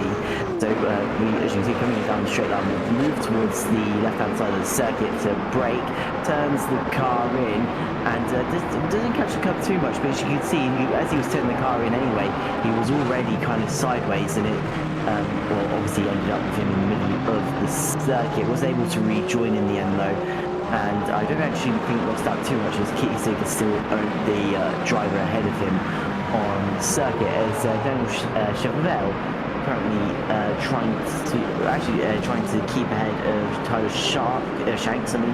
As this is the battle for a place inside the top 5 in the hypercar class now. Currently just over a second separates these two at this stage of the race, and actually after like one stage of this race meeting, looking like Ferrari were going to dominate. Now only one Ferrari inside the top 5, obviously 3 inside the top 10, but none of them really looking like they have at this stage the outright pace to go for the race victory like Bevins had before. As it seems like Chevrolet's going to have to start thinking about Tyler Shanks somewhat soon, but the gap's still staying about 1.1 seconds between the both of them, so we'll have to keep an eye on that one as it progresses. As Alex Parkin now in a slight battle with Dave Strelecki here, with the 296 up against the 720S McLaren here, as they come over the brow of the hill and up towards turns 10 and 11, and a little bit of a quiet point in the race at the moment, but these two are fighting for 11th position, and we'll have to see if Parkin is able to defend. But the issue with Parkin has run a little bit wide there, goes for a later apex around the corner, gives them a tyre exit, and actually allows them to extend that gap out as they come up towards the front corner, which is what Parkin needed to do, because obviously the bigger the gap will cause them less of the slipstream effect, and will allow Parkin to stay ahead as they go down the start-finish straight, as rounding the final corner. Now Parkin runs a little bit wider, that's going to give a tighter line to the McLaren, but actually Parkin looks like he's going to be putting a move on for a place potentially inside the top 10 of the GT3 cars, because it seems like they're looking down the inside, and that seems to a little bit of contact actually, and that's going to put Parkin under pressure for 11th position. That's going to allow Dave Schlecki to look up the inside into turn 3. Parkin runs a little bit late. Parkin's trying to go for the switchback, but the McLaren's poked on the apex of the corner, so that's completely holding Parkin, and now put them under a loss of pressure from Dave Schlecki. So as they come down the back straight now, is it going to be a move for Dave Schlecki? I don't think it is. They'll come into the braking zone now. Schlecki later on the brakes, but Parkin again parks on the apex of the corner and compromises the run for the 720S out of the corner, and it means that these guys are going to carry on racing, and somehow they're all staying in the same position. Schlecki again looking up the inside into turn 8, but it just isn't close enough. No, not yet anyway. Plenty of time yet to go there. Just keep it on the track, keep alert for your opportunity, and it'll come, I am sure. Brief yellow flag as well for Max Sapchuk, recovering deep from the gravel there, luckily. And let's see if he managed to avoid the wall and how that happened as well when the replay loads. So here we go. It's in the same sort of area of the circuit. It's turn 6 into turn 6 and 7. I assume he's just lost the rear into turn 7 again. The snapper oversteer. Yeah, it is. Look, goes to correct it, and again has found the gravel trap, and luckily that tyre wall just about ends where his car ended up. Otherwise that could have been a bit of front end damage for the 963. But luckily just has to part with a little bit of time lost in the gravel trap. Anyway, we'll come back to the battle for 2nd position. It seems like Aidan Carl wants getting that move done quite easily a few moments ago. Hasn't been able to extend the gap out. Ben Lieberich still right on the rear. Half a second separates the pair of them. James Cowley's found some pace from somewhere, but it's currently 6 seconds ahead of the rest of these guys in the lead of the hypercar class. And I see a bit, look, 5 different manufacturers inside the top 5 as well, so obviously showing they're all having some great pace here today, is that these guys make their way past Martin Forbes, and it seems like maybe Petty Jelinek holding up one of the hypercars ahead of the pair of them. That's one of the Porsches who these two will be lapping shortly, as Lieberich not really close enough again, and again we haven't really seen too many moves down into turn 1. It just seems like most of the drivers can't get the run to keep with one another down the start and straight, so it means that cars should be safe as they head down the straight. Takes that kind of more middle part of the line compared to the tighter curbing line that the Toyota Lieberich has taken. They will tuck in behind the Alpine as they come down the straight. You obviously got the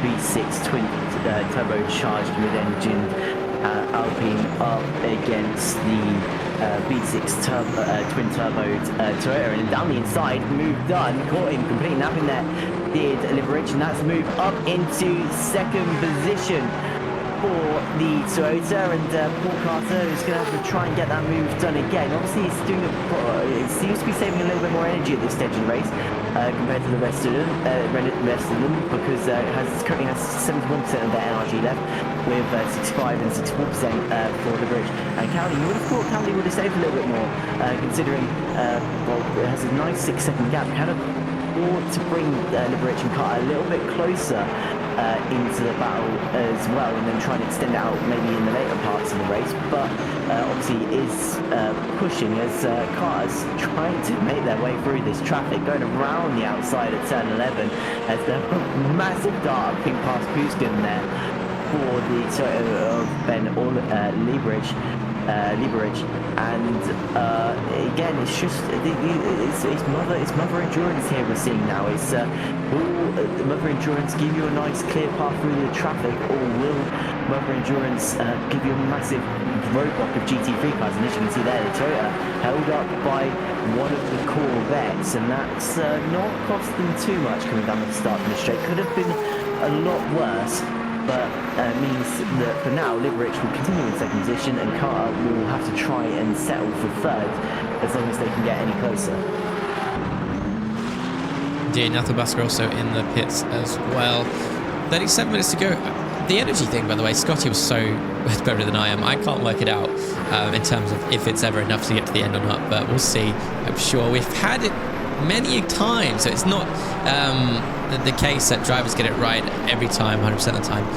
it's been fairly frequent, I must say, where drivers have to go to the pits again, top up that Verts energy in order to avoid the massive 130-second penalty. As it's a yellow flag for Lindblom in the Porsche here, recovering now down in P16. But also, Tom, we've also seen, instead of trying to pit and top up the Verts energy, we've seen drivers slow down, as much as 10 seconds a lap to avoid using up all their Verts energy and just get to the end. But obviously that can be that's affected by the leader just putting in an extra lap than what drivers thought was possible, and messing up their calculations a little bit. As actually, Fast. He was in the pits, and that's why he's dropping down the order. 6 seconds back is Ben Liebrich from James Cowley as well, by the way, as you were saying. Fairly big gap there. Cowley can afford to relax a little bit in that Peugeot. Save the Verts energy, save the fuel, everything he needs. Avoid locking up those tyres and just keep them in a good shape to the end. Aidan Carter, though, not too far away at all from Ben Liebrich there. So definitely those two will be keeping an eye on each other's last lap times and trying to count each other when they can. Actually, here's a little bit of trivia. Last lap was exactly the same, bar 1,000th. Their best lap, bar 1,000th. Ben Liebrich and Aidan Carter, that's the difference, and that's towards Ben Liebrich's favour. So 961 against 0.962 if you're interested. So incredibly close on pace on these drivers. Yeah, I mean, it shows the strength of this field, to be honest. But these guys can all be so close to one another on their pace so far in the races. Liebrich is, obviously the car ahead in this battle, but actually, I suppose that's quite annoying for Aidan Carter, because they're obviously pushing quite a bit at this point, at this part of the race, but just literally identical to the car ahead. It probably just feels like they're mirroring themselves. There's nothing they can do to go quicker. But as we've come to Dave Shalecki and Alex Park, and this is currently the fight for actually 10th position in the GT3 specifications. There's about just under a second's gap between the pair of them. It seems to have opened up, and I think actually was it Dave that was behind Park at one point? So I think this is actually a move that's happened on the screen with these two. Yeah, good point. I'm trying to think back. Last lap as well, about the same. So it would have been a couple laps ago at least. These two swapping around, but keeping up is Alex Parker with Dave Shalecki. 3 tenths there, and closing we can see is the gap as they head towards, I'm going to say turn 5. Let's see. I think you're right. Yes, there we go. Yes. Magnificent. But actually, even closer than this battle is Matthias Fuskin on the back of Tyler Hammer as they round the final corner onto the start of the straight. In the slipstream as well is Matthias Fuskin in the Ferrari, chasing down that Corvette. Oh my goodness, Tom. I can't believe it. I haven't seen that the entire... This is the first time I've seen it. What the ever. Tyler Hammer Corvette? Yeah, the Corvette. No one's run it before, I think, in the other series. Brave is Tyler Hammer. I'm going to run it on Mondays. When I eventually, when I turn up next week, I think I ended in a Corvette, so I'll have one. Great stuff. Good luck with that. I've heard it's a bit tricky. As we look at that track map, there is a yellow flag for a hypercar. I can't tell who that is, unfortunately. That's rather annoying.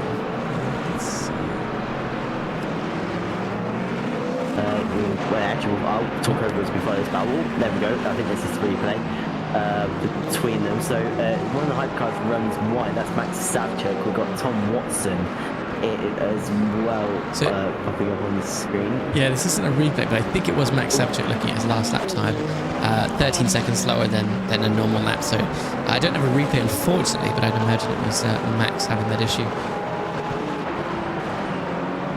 That does drop Max down into 13th position, and come back to Tyler Hammer. I can't say I'm looking forward to trying the Corvette now. It's a tricky car to drive, but we'll see what it's like on Monday. But yeah, it's Tyler Hammer seems to be doing a good job of it, because they're only actually fighting for an overall third position in the GT3 class, so it can't be that bad to drive if Hammer's doing a good enough job at the moment to fight for podium in class at the moment. The issue is it seems like the Ferrari have got a much better run out in the penultimate corner there, so that means that Matthias Fuskin should be safe heading down this start-finish straight, and shouldn't have to worry about Hammer too much, as they will come across the line to start yet again another lap. We've got about 31 minutes and 45 seconds to go of this session. There's oh hello there. There's a Toyota just flying on past. As we'll as you can see, up to 6th gear onto the brakes down for turn 1, down to 3rd gear in the GT3 car, gets back up to around 160 km/h, but before then going back down another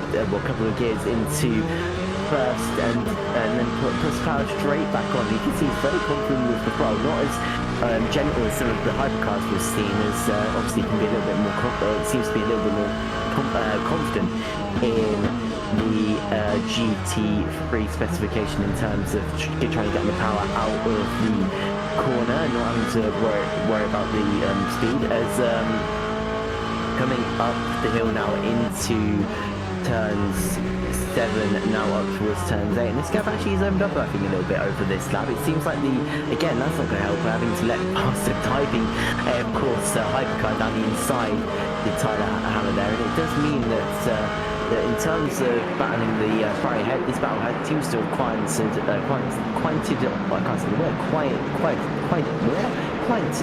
got silent a little bit, and it means that Dmitry Yaroshenko is actually the car that looks actually in a strong position, and actually could take away this 4th position from Tyler Hammer if he can't get any closer to Matthias Fusgen. 30 minutes to go. 30 minutes to go. Long time still, but a lot of these drivers will be feeling, you know, that extra tiredness, I'm sure. Maybe the tyres, no pun intended, as well, also wearing away, managing any damage they might have.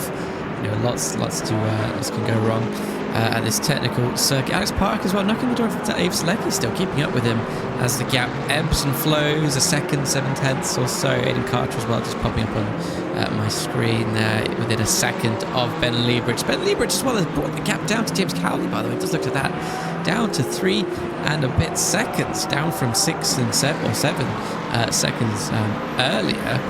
Really is pushing.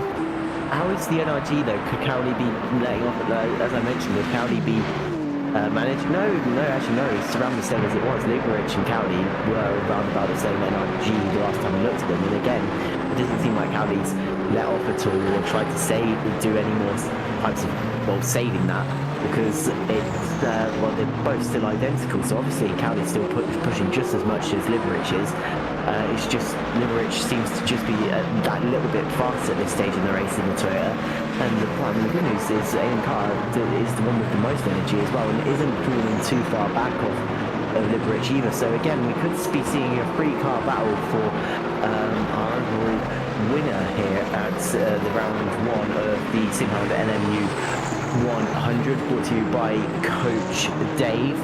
As well, yeah, it's really been an insane race so far, and this seems to be setting us up for a pretty nice grandstand finish with, as you say, less than 30 minutes now to go in this one. And the thing is, for Aiden Carter, doesn't really have to push Ben Lieberich at the moment. But if they are listening to the stream, they'll know that obviously the gaps come down. They can already see the gaps come down to the car in 1st position, so it may be a little bit of a race. The race obviously can't do it in a sim, but you can do a little bit of the racing driver point and say, I'm not going to attack you, push the car ahead, and so Aiden Carter can kind of sit back for a little bit here and try and hope that Ben Lieberich is able to close that gap down as much as he has been doing. It will hopefully bring Aiden Carter into that battle as well, and mean that we have a three-way fight for the lead of this race. So, and actually James Cowley still losing a lot of energy, because whereas Lieberich was in 49%, Cowley was now into 47%, so actually he's really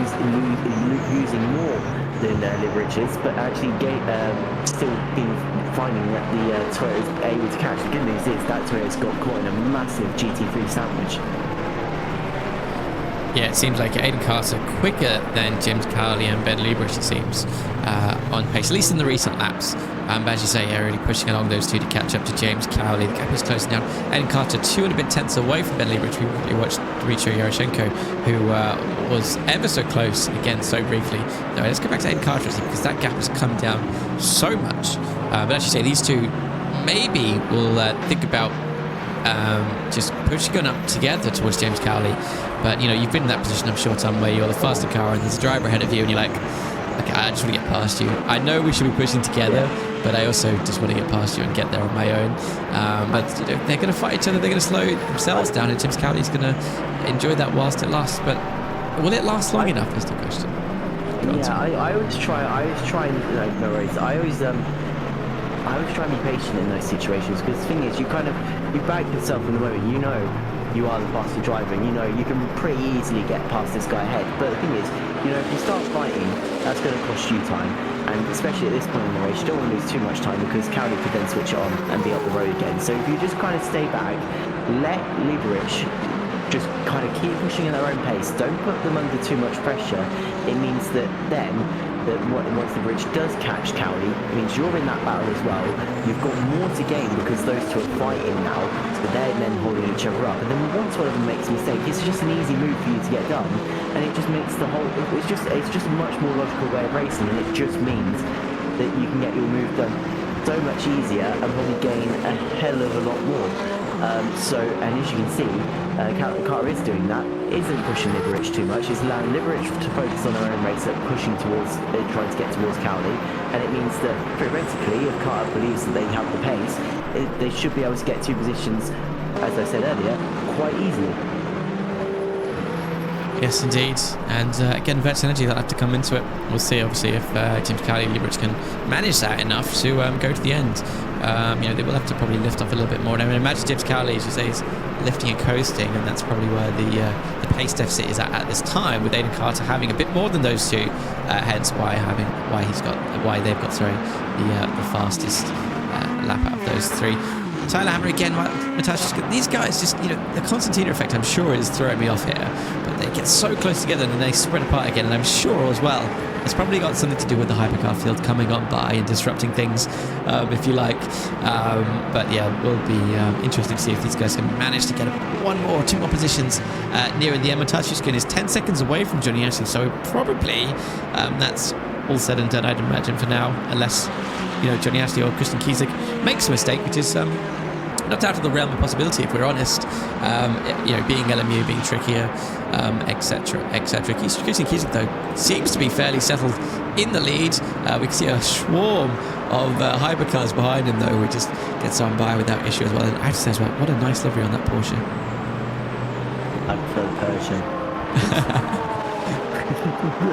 No, it is a lovely livery on the Porsche. They really had nice liveries last year, Michele, with their, obviously I think Blomqvist is running the other one. I prefer the Blomqvist livery, but I think, I don't know, I prefer this season's GT3 liveries, I think, to last season's in the World Endurance Championship, but I think the Porsches last year did have similar nice liveries, because the thing is, I don't like the Ferrari, sorry, Yaroshenko, I don't like the Ferrari livery. Because it's just not, I don't know, it doesn't scream Ferrari to me. It's not to go anyway. I'm going to stop berating the Ferrari livery and focus on the battle that's happening at hand, because Tyler Hammer is still under pressure from Yaroshenko, as Alex Parkin as well, also under pressure from Dave Schlecki in the McLaren livery. And actually, is he realised that Dave's there? He's just let him go straight around the outside, completely mugged him off. And Dave is through and past, and it didn't really seem like much of a fight there from Alex Parkin, so I wonder what's happened there. Well, I clicked on them originally because Alex Parkin slipped on by past Dave Schlecki, and I wondered if it has anything to do with the hypercars, and then Alex has let Dave back through again, perhaps a bit of sportsmanship, etc. I'm not sure. Tom Watson, though, on the back of Max Subject here, really are close together. Doesn't have to deal with any GT3 cars at the moment. Goes a little bit wide there on the exit, though, of turn 4, I'm going to say, as they head towards down turn 5. Yes, exactly. That's another thing they have to manage, obviously. Track limits, sure, that doesn't mean anything when they do it once, but those little things, they do add up. And before you know it, you're heading through the pit lane or have a penalty. In the background. Sorry, there's a car spinning to the inside, one of the GT3s behind those two. It might be Ralph. Was it Ralph? No, I don't know. It seemed to be a little bit of a half spin. Whoever it was just seemed to catch it before they caught the wall, but just obviously we've seen a bit today. Dylan Giroir's just been a little bit too confident on the throttle pedal, and it has just flicked whoever that was around ever just slightly. They seem to have caught it as well. But anyway, speaking of Daniel Lindblom, this is the livery I prefer, I think, from Tehli last year. It's got kind of green and, was it green? I don't know, green yellowy white livery. It's just, I don't know, it's just cool, and that's all I can say about it. It's just kind of, it's a bit Matrix looking, but kind of not. I don't know how to describe it. I just think it's cool.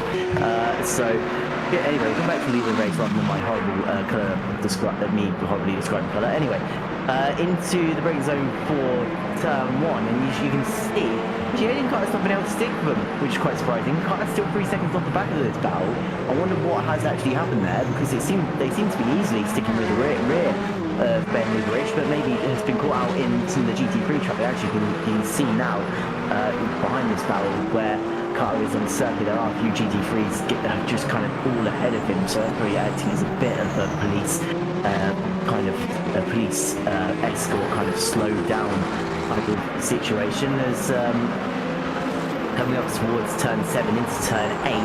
The race really is on for Liberich, and Cowley is going to be under a lot of pressure to try and keep this at bay. I think Liberich, as you can see, is really close to this gap up in the last couple of laps, and it's really, I think it's only going to be a matter of time before they find a way through. Things about it into turn 11, you can see was trying to position with regard to the inside, but just wasn't any room past the Porsche there, so they start making their ascent up the circuit, up towards and through actually turn 13 up towards turns 14. It's really, the Toyota's just absolutely on top of the Peugeot at the moment, and it seems like James Cowley, it's going to be an almighty task to try and hold on to this for the next 20 minutes, because it seems like that Toyota just has absolute power. As you can see, it looks like it's an LMP2 up against an LMP1 at the moment, because as they come down the straight, the Toyota is already side by side with the Peugeot for the race lead. Cowley's going to go to the outside, Ben Liberich to the inside. He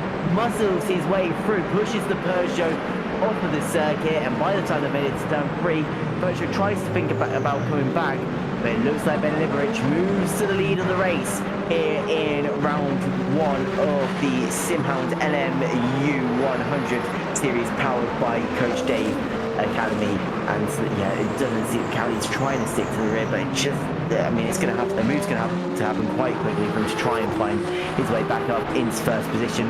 But as you can see now, I think Liberich has opened up that gap and shouldn't have to worry about having to fight the Peugeot anymore. So the thing is, for Cowley, he probably needs to either see if he can stick with the Toyota. If he can't, it's going to have to focus. It's going to have to turn to try and defend his second position from Aiden Carter, who is kind of closing that gap up a little bit. Is now just actually dips within under 2 seconds behind the leading battle in the hypercar class, and seems to have a decent amount of pace and a little bit more NRG. As we come back to the battle in these GT3s, as with what is it on the bottom of the screen, Petty Youngneck and Arthur Basker. I don't actually, no, it is Arthur Basker. Flip, in that graphic, it looks like the Aston Martin and the BMW are the same car, but I've got mixed up. It's Arthur Basker a little bit sideways there coming out of turn 4, and that's going to put them under a little bit of pressure from Martin 4. It's been running around that kind of lower mid top 10 area, and we'll be looking to try and move up into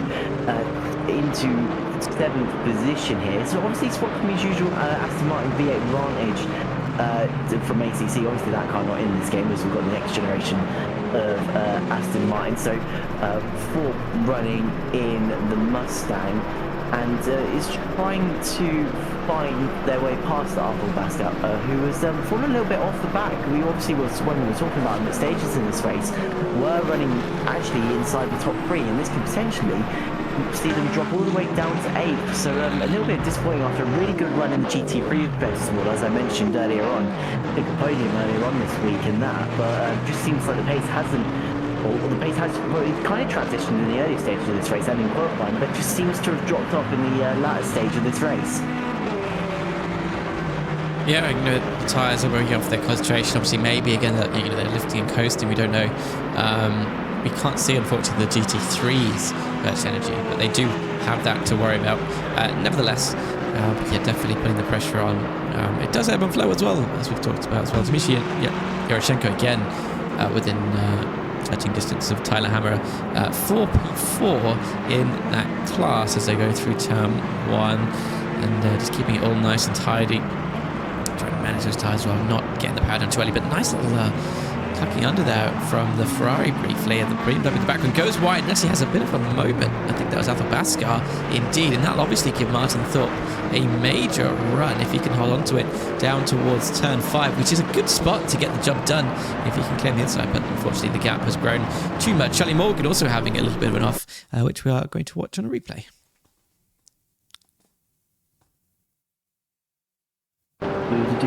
There we go. As Charlie Morgan will look to the inside, was fighting with one of the other 963s. Do you know who that is? Don't. No, Maybe so obviously, one of the other, and actually it's just lost by themselves. So it seems to kind of put the power, seemed to take a tight line there and put supplied the power as they were running over that rumble strip, and I think that just unsettled the rear of the car and obviously flicked Charlie kind of into a half spin there, but obviously forced them onto the grass as down the inside. I think that's Dmitry Yaroshenko finally getting the move done. Oh no, he hasn't. He's spun around, he's forgotten the power way too early and spun directly into the path of Hammer there in the Corvette, and actually after being looking so promising for Dmitry Yaroshenko, now is dropped all the way down to 8th position after what could have been a move to move inside the top 5 of the GT3 field, and I think has a little bit of damage because that car, it could just be me, it seems to be crabbing ever so slightly on that left-right rear. The left-right rear? What am I on about? Left rear.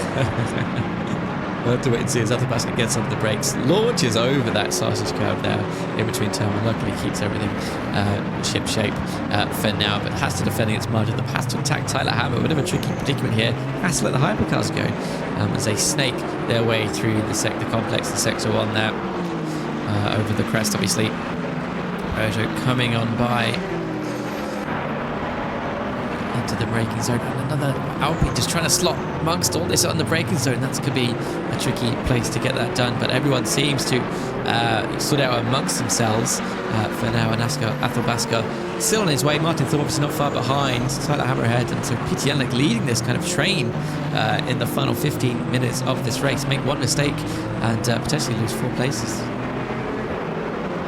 Yeah, the shame there, as we can see, kind of in a bit of no man's land here as well now, as he has Tyler Hammer up behind, but gap only 1.4 seconds between them. We'll have a 963 hypercar joining them in just a second. Yeah, it's kind of doing their own thing. It's actually in the background there's a battle you can see between Hammer and Baskar. Baskar was actually side by side with the Corvette, now finds themselves side by side with a 963. A little bit of a car change there as the 963 goes actually no goodbye and leaves the rest of them behind. But Baskar for a brief moment there was side by side with the Corvette, but obviously just didn't have the kind of momentum dash pace coming out the corners to stay with them, and actually coming into this battle as well as Martin Thorpe. So we have got a 3-car fight now for 5th position, which could end quite soon because it looks like Bascar's going to the inside of Hammer here into turn 1, but actually he's been really late on the brakes. That's pushed him onto the rumble strip, so then on the switchback it allowed the Corvette to the inside. That meant the Corvette broke right in front of the Mustang. Mustang was really worried there that he was going to go right into the rear of the other American manufacturer, and now they're actually going to run side by side through turn 4. Bascar into 5th position, but Hammer, after at one point we were talking about he was fighting for a podium position, could be losing out into potentially 7th places. It looks like in the background, Ryan Thorpe down the inside, easy as you like, is going on the switchback, attempted Tyler Hammer, but just doesn't seem to have the pace or the traction of the cars that are currently around him on circuit at the moment. As we come back to the battle here of Tyler Shanks and Elvin Brockford. These guys have been together for quite a while now, and at one stage it looks like that Elvin Brockford just seemed that a little bit faster. It just seemed the car had a little bit more traction compared to the Air Course Rise had a little bit more traction compared to the Toyota out of the corners. and it just seemed like it was only going to be a matter of time before he found his way through, but they've really just stuck together for the majority of this race. Not long now for Elvin to try and get that move done, with only 12 minutes and 15 seconds now to go in this race, and Elvin could be on for a move here though, because looking to the outside into turn 5, there is a little bit of room. It's going to be hard for Elvin to get through. He's going to try and go for the switchback, end up eating that sausage curb. I don't think that's what you're supposed to do, and well, it means that actually he's not got a great run out of turn 5 in the end. It really has compromised the Ferrari, and it's meant that it's allowed the Toyota to get ahead. There's a little bit of an off there for Dave Jalecki. That's allowed Alex Parkin to move back into 9th position, and it looks like Dave's just had a little bit of an incident. Yeah, a little incident, not too big, and that's just cost him his position there to Alex Parkin. And the best he can do at the end of the race, I'd imagine that one more position gain up to P9 in the GT for Daniel Lindblom is stopped sideways on the track there. And that's not where you want to be, right on the racing line. Nearly gets collected, I think, by Kiesig as well. And we'll see what happened here. As he's coming up towards turn 6 now, up then through turn 7. And again, a little bit of curve through there and brakes on the curb, and just seems the car snatches at the rear, and he goes for a little bit of a, well, it looks like a Formula Drift entry into the corner, but then finds himself right parked just off of the racing line. But really an awkward spot, because obviously the gradient change as well, and obviously you're probably looking at the apex of the corner, not on the car on the outside. And Mindforks found his picnic spot again as he spun to the inside of turn 8, as we can see here, is also running really well as well. Got past Tyler Hammer, so this would have been looking to try and catch up to Bascar to move into the top 5, and this is going to have relieved a lot of pressure from the BMW driver. Obviously on the entry, went a little bit wide, took him offline. You can see, and just obviously, a little bit, you can see frustrated there, because I think he'd gone fully around. He knew he was going around, so just kind of kept the power on and spun the car into a donut off of the circuit. But no, it's a bit going for Mindfork. It seems to have some decent pace here today. It just seems to be that turn 8 has caught him out just those couple of times that have really cost him in this one. And actually, Ben Lieberich, hasn't really got away from James Cowley. Cowley's been able to stick to the Twitter. Maybe Cowley, even though the NRG that we've been seeing has been around the same as the Twitter, maybe it's saved a little bit of their pace for the latter part of this race, or maybe Lieberich thinks that actually both of them have used too much pace and actually needs to try and slow down a little bit, whereas Cowley doesn't agree with that. But we'll see. Runs a little bit wide to the Twitter, so that's going to leave a little bit of sniffle there for the Peugeot to have a look at. And well, I think the Peugeot may be sensing blood in the water at the moment, because it's really just, again, it's the complete opposite that we saw from a few laps ago, where the Toyota just seemed like it was going to be easily through past the Peugeot. The Peugeot really seems to have found some pace from somewhere. Look at the gap now within half a second of one another, as they both come past the Corvette of, I think that's Ralph Best's Corvette, based off it not really with base where it is off circuit. As you also got to bear in mind as well in this battle, Carter's not too far away either, and it looks like Daniel Lindblom's had an issue, as in their GT3 it seems like they've spun the car heading out of turn 13. We'll have to see. So they go through turn 12 here, and we'll come onto the brakes again, and the brakes just seem to be snatching at them. It just seems like the car seems quite uncomfortable to drive. Obviously it was offline there, and as they came on the power to get around the corner, obviously just on the power a little bit too aggressively and early, and has spun the car into that grassy part of the circuit. We'll come back to our lead battle though between Lieberich and Cowley. Yeah, one thing to mention, which we haven't actually all streamed somehow, is track temperature, by the way.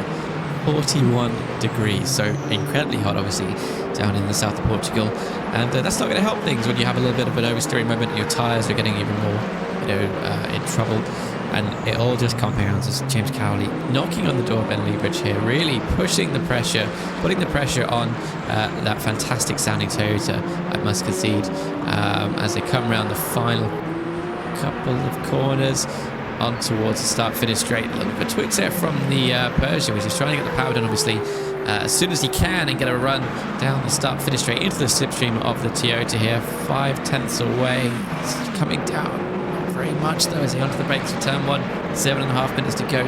James Cowley as well, just assessing that Toyota, seeing maybe where the lines are a bit different, maybe where he's weaker on the brakes. This is another yellow flag for Peter Jelinek, who now loses position as well to Athol Baskar in the GT3 field. James Cowley just eyeing up that Toyota, calculating where he's strong, where he's weak. In the background, obviously, Aiden Carter trying to keep up with this. He was slightly slower in previous laps, it must be said, but is lingering in the background there as well, waiting to pounce, waiting to strike if the opportunity presents itself. If not for P1, at least P2, if it arises. They continue on now, nice and tidily at least as well, knowing what the stakes are. And only 6 minutes to go in this race. Actually, no, just over 7 minutes to be exact to go in this race. As it seems like Motorsport's making their way back up to trying to cover what they could have had with Dmitry Yaрошhenko there. As we can see, this battle's really heating up for the lead of the race into turn 12, up towards turn 13, going to the outside, goes to Peugeot, James Cowley, trying to make it work all the way around the outside of Ben Lieberich. It's not worked there. Lieberich drives the car, has that tyre line, gets much better exit out of the corner, and it means as they now head up towards the final corner, the gap has opened up again to about half a second between the pair of them. That means the Peugeot going down the start-finish straight is going to be too far back to attempt anything into turn 1, and we can't forget now, Aiden Carter, less than a second back from both of these drivers as well. We have a three-way car fight for the win in the first round of the SimHound LMU 100 here at Portimao.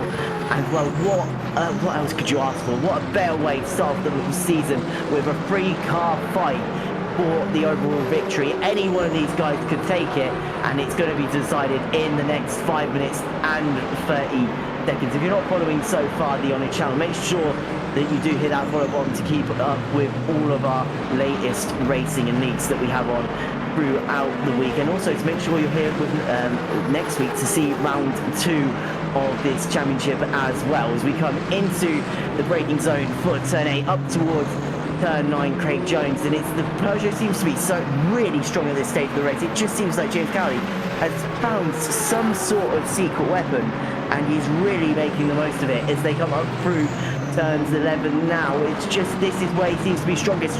Drifts the car off circuit, a four-wheel drift there from James Cowley up towards the top of the hill again into turn 13. The Toyota runs deep, he's locked it up. That's allowed Cowley up the inside. He's going to have the outside for turn 13. He may be able to perform the switchback if he's able to get the car to turn back in.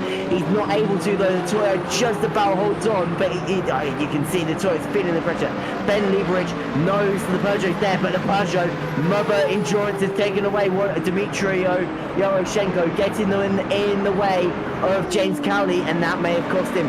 0.8 is the gap with 4 minutes and 20 seconds to go in this session. We've only got really a couple of laps to go in this race, and it's coming down to the wire between these guys. And the thing is as well, Carter, we've got to remember Carter is not too far back from this either. Actually, visually, it's actually closer to the Peugeot, and the Peugeot now is to the 1.2 second gap, 1.1 second gap between Ben Lieberich and James Cowley at this point in the race. It's also got to be factored in Aiden Carr, 1 second as well between these guys. It's just simmering down a little bit. We'll move away to Tyler Shanks and Elvin Blomqvist. You can see Elvin Blomqvist has been really trying to find his way past Shanks for ages now. He's going to go for the switchback into turn 11. Is he going to be able to get the move done? No, Shanks is aware of it and defends to the inside. Indeed, Tyler Shanks up 3 places since the start. Wants to keep hold of that, but Elvin Blomqvist wants some positive outcome of this race. Hasn't moved up at all since the start. Obviously, even with the disconnect of Alfie Bevan, has actually therefore lost places to start. But yeah, trying to get some good result. Move up to 6 on the back of Tyler Shanks, going through the final corner. As they run it wide and the sparks come up onto the car. Does have a GT3 to mind as well as they get onto the start, finish straight into the slipstream of the Toyota. Goes a Ferrari over Blomqvist, getting closer and closer as they approach turn 1. Just briefly looks to the inside there, but there isn't enough overlap. It's not that kind of corner where you can get heavily onto the inside and on the brakes. So you have to stick with your opponent, keep with them, get a good exit out of turn 3, and obviously up through turn 4. And maybe try and set something up for turn 5 if you can. Sticking with him for now 3/10, so slowly growing. There's that gap obviously again in the slipstream, looking to the inside, putting the pressure on, but I don't think it's enough for turn 5 this time. A little lockup as well of the tyres for Algarve, because that's not going to help at all either, especially not with them trying to be later on the brakes. Straight away in the slipstream, practically pushing Tyler through turn 6, obviously now through turn 7, I believe. Yep. And then just following him through, looking for the opportunity, left, right, onto the gravel that goes wide. Unfortunately, that's cost him a lot of speed, and obviously now down goes the gap to 4/10. Yeah, and that poor BMW found themselves right in the wrong moment, in the wrong time. And actually, this battle, I was going to say this battle looks like it was over because it was taking about a second. But no, James Cowley, Mother Endurance, has brought him back into this battle. It seems like some of the GT3s have held up Lieberich, and we've not got long left in this session. You've got to remember, we were setting that time for the 1 minute 30s. I think this may be the penultimate lap because they should get one more round, obviously where they are on the circuit, but I don't think they'll get another one. So now, as they come into the penultimate corner now, James Cowley really only has a lap left to try and make this a race win. Aiden Carter's out of it, about 3 seconds back from these guys, just a smidge under that. And now as we come onto the start finish straight, this is it for Cowley. If he wants to get them, if he wants to take the race lead away from Ben Lieberich, it needs to happen somewhere over this lap. The gap is about 0.7 between the pair of them, and he's going to need to find, he's going to have to find the traffic in the right parts of the circuit. He's found the BMW there in the right part of the circuit, hasn't got in the way of them. It means 0.6 is the gap. A little bit of a lock up again for the Toyota, and this is going to be a move for the race lead. James Cowley looking to the outside. James Cowley looking for the switchback through turn 4 up towards turn 5. He's got a great run in the Peugeot here. The Peugeot would he look to the inside? He does look to the inside. He's going for it. He's down the inside, but just about squeezed the door shut there was Ben Lieberich, but the battle continues. That Porsche Lindblom getting straight out of the way of these guys, knowing how much is at stake between the pair of them as we head up towards turn 8. 0.4 is the gap. The Peugeot right on the rear of the Toyota. It's all coming down to this in the final stages of the SimHound LMU 100 up towards turn 10 and 11. Looking to the inside into turn 11. This is where he knows he's stronger than the Toyota. The Toyota keeps locking up into turn 13. Will Ben Lieberich find that spot again? Will he lock the tyres again? Going into the corner now, tries to look up the inside of the McLaren. The McLaren's getting all sorts in the way. He gets all wriggly as well. This means going to the outside. Again, going for the switchback goes James Cowley, but I fear Ben Lieberich has just about held on. He's found the McLaren in the right point of the circuit. He's drove this race to perfection, defensively, attackingly. He's done everything, and Ben Lieberich wins round 1 of the SimHound LMU 100. Actually, have I gone too early? No, I haven't gone too early. No, he has won it. And that is just about in the end from James Cowley. He's taken it as Aiden Carter is going to finish in 3rd position as we come back to this battle between Tyler Shanks and Elvin Blomqvist. As they will go to the outside, Blomqvist locked up. He's going to make contact with the front left. Right of the Toyota got moved done still. It means that Blomqvist is coming back. The Toyota really needs to squeeze him off the circuit. Bang, the tyres bang again. They're both clashing wheels here. This is really all out attack between the pair of them. Sideways wiggling, but there for Elvin Blomqvist. I think Blomqvist that's going to be more. No, but Blomqvist actually gets a decent run and still right in for the battle here. This is really going down to the end between these two. Looking to the outside into turn 10, turn 11. He's going to try and send it around the outside. I think the turn may push him off the circuit based on the rest of the defensive scene from these two. Heading up towards turn 13, the Pride's going to try and dip to the inside, back to the outside. He's going to try and go for the switchback because the Toyota's dragged wide out of the corner. But I think the Toyota's just done about enough. He's going to hold the Ferrari up around the final corner to make sure that he's halting the AF Corsa car's momentum. I think Elvin Blomqvist is going to have to settle to stay where they are because in the end, the Toyota's just about done enough to hold on, and they cross the line. A great battle between the pair of them, but Blomqvist ends up losing out between the pair of them in the end. Keithnik, Ashley Fuskin, the top 3 in the GT3 class, because I think we missed that as they came through, as I think this is Dmitry Yaroshenko coming across the line, or it could be Alex Parkin as well, but I think that's all our runners. It is, yeah, I believe Alex there, the last to cross the line. What a battle there at the end. A couple of great battles there. And what a race as well. Wasn't so much as the strategy I thought they'd be, but, dry Portugal track. So maybe there wasn't quite the scope for it tonight. But I'm sure some of the drivers learning, about how much fuel they need to take at the pit stops, etc. Quite the variance in pit stops times as well. Some of the drivers stopping as quickly as 38 seconds, whereas some of them taking over a minute, nearly a minute and 20. So quite the difference there. And I'm sure that, they'll just refine that as the series goes on. But let's quickly put the results on. Let's do this button.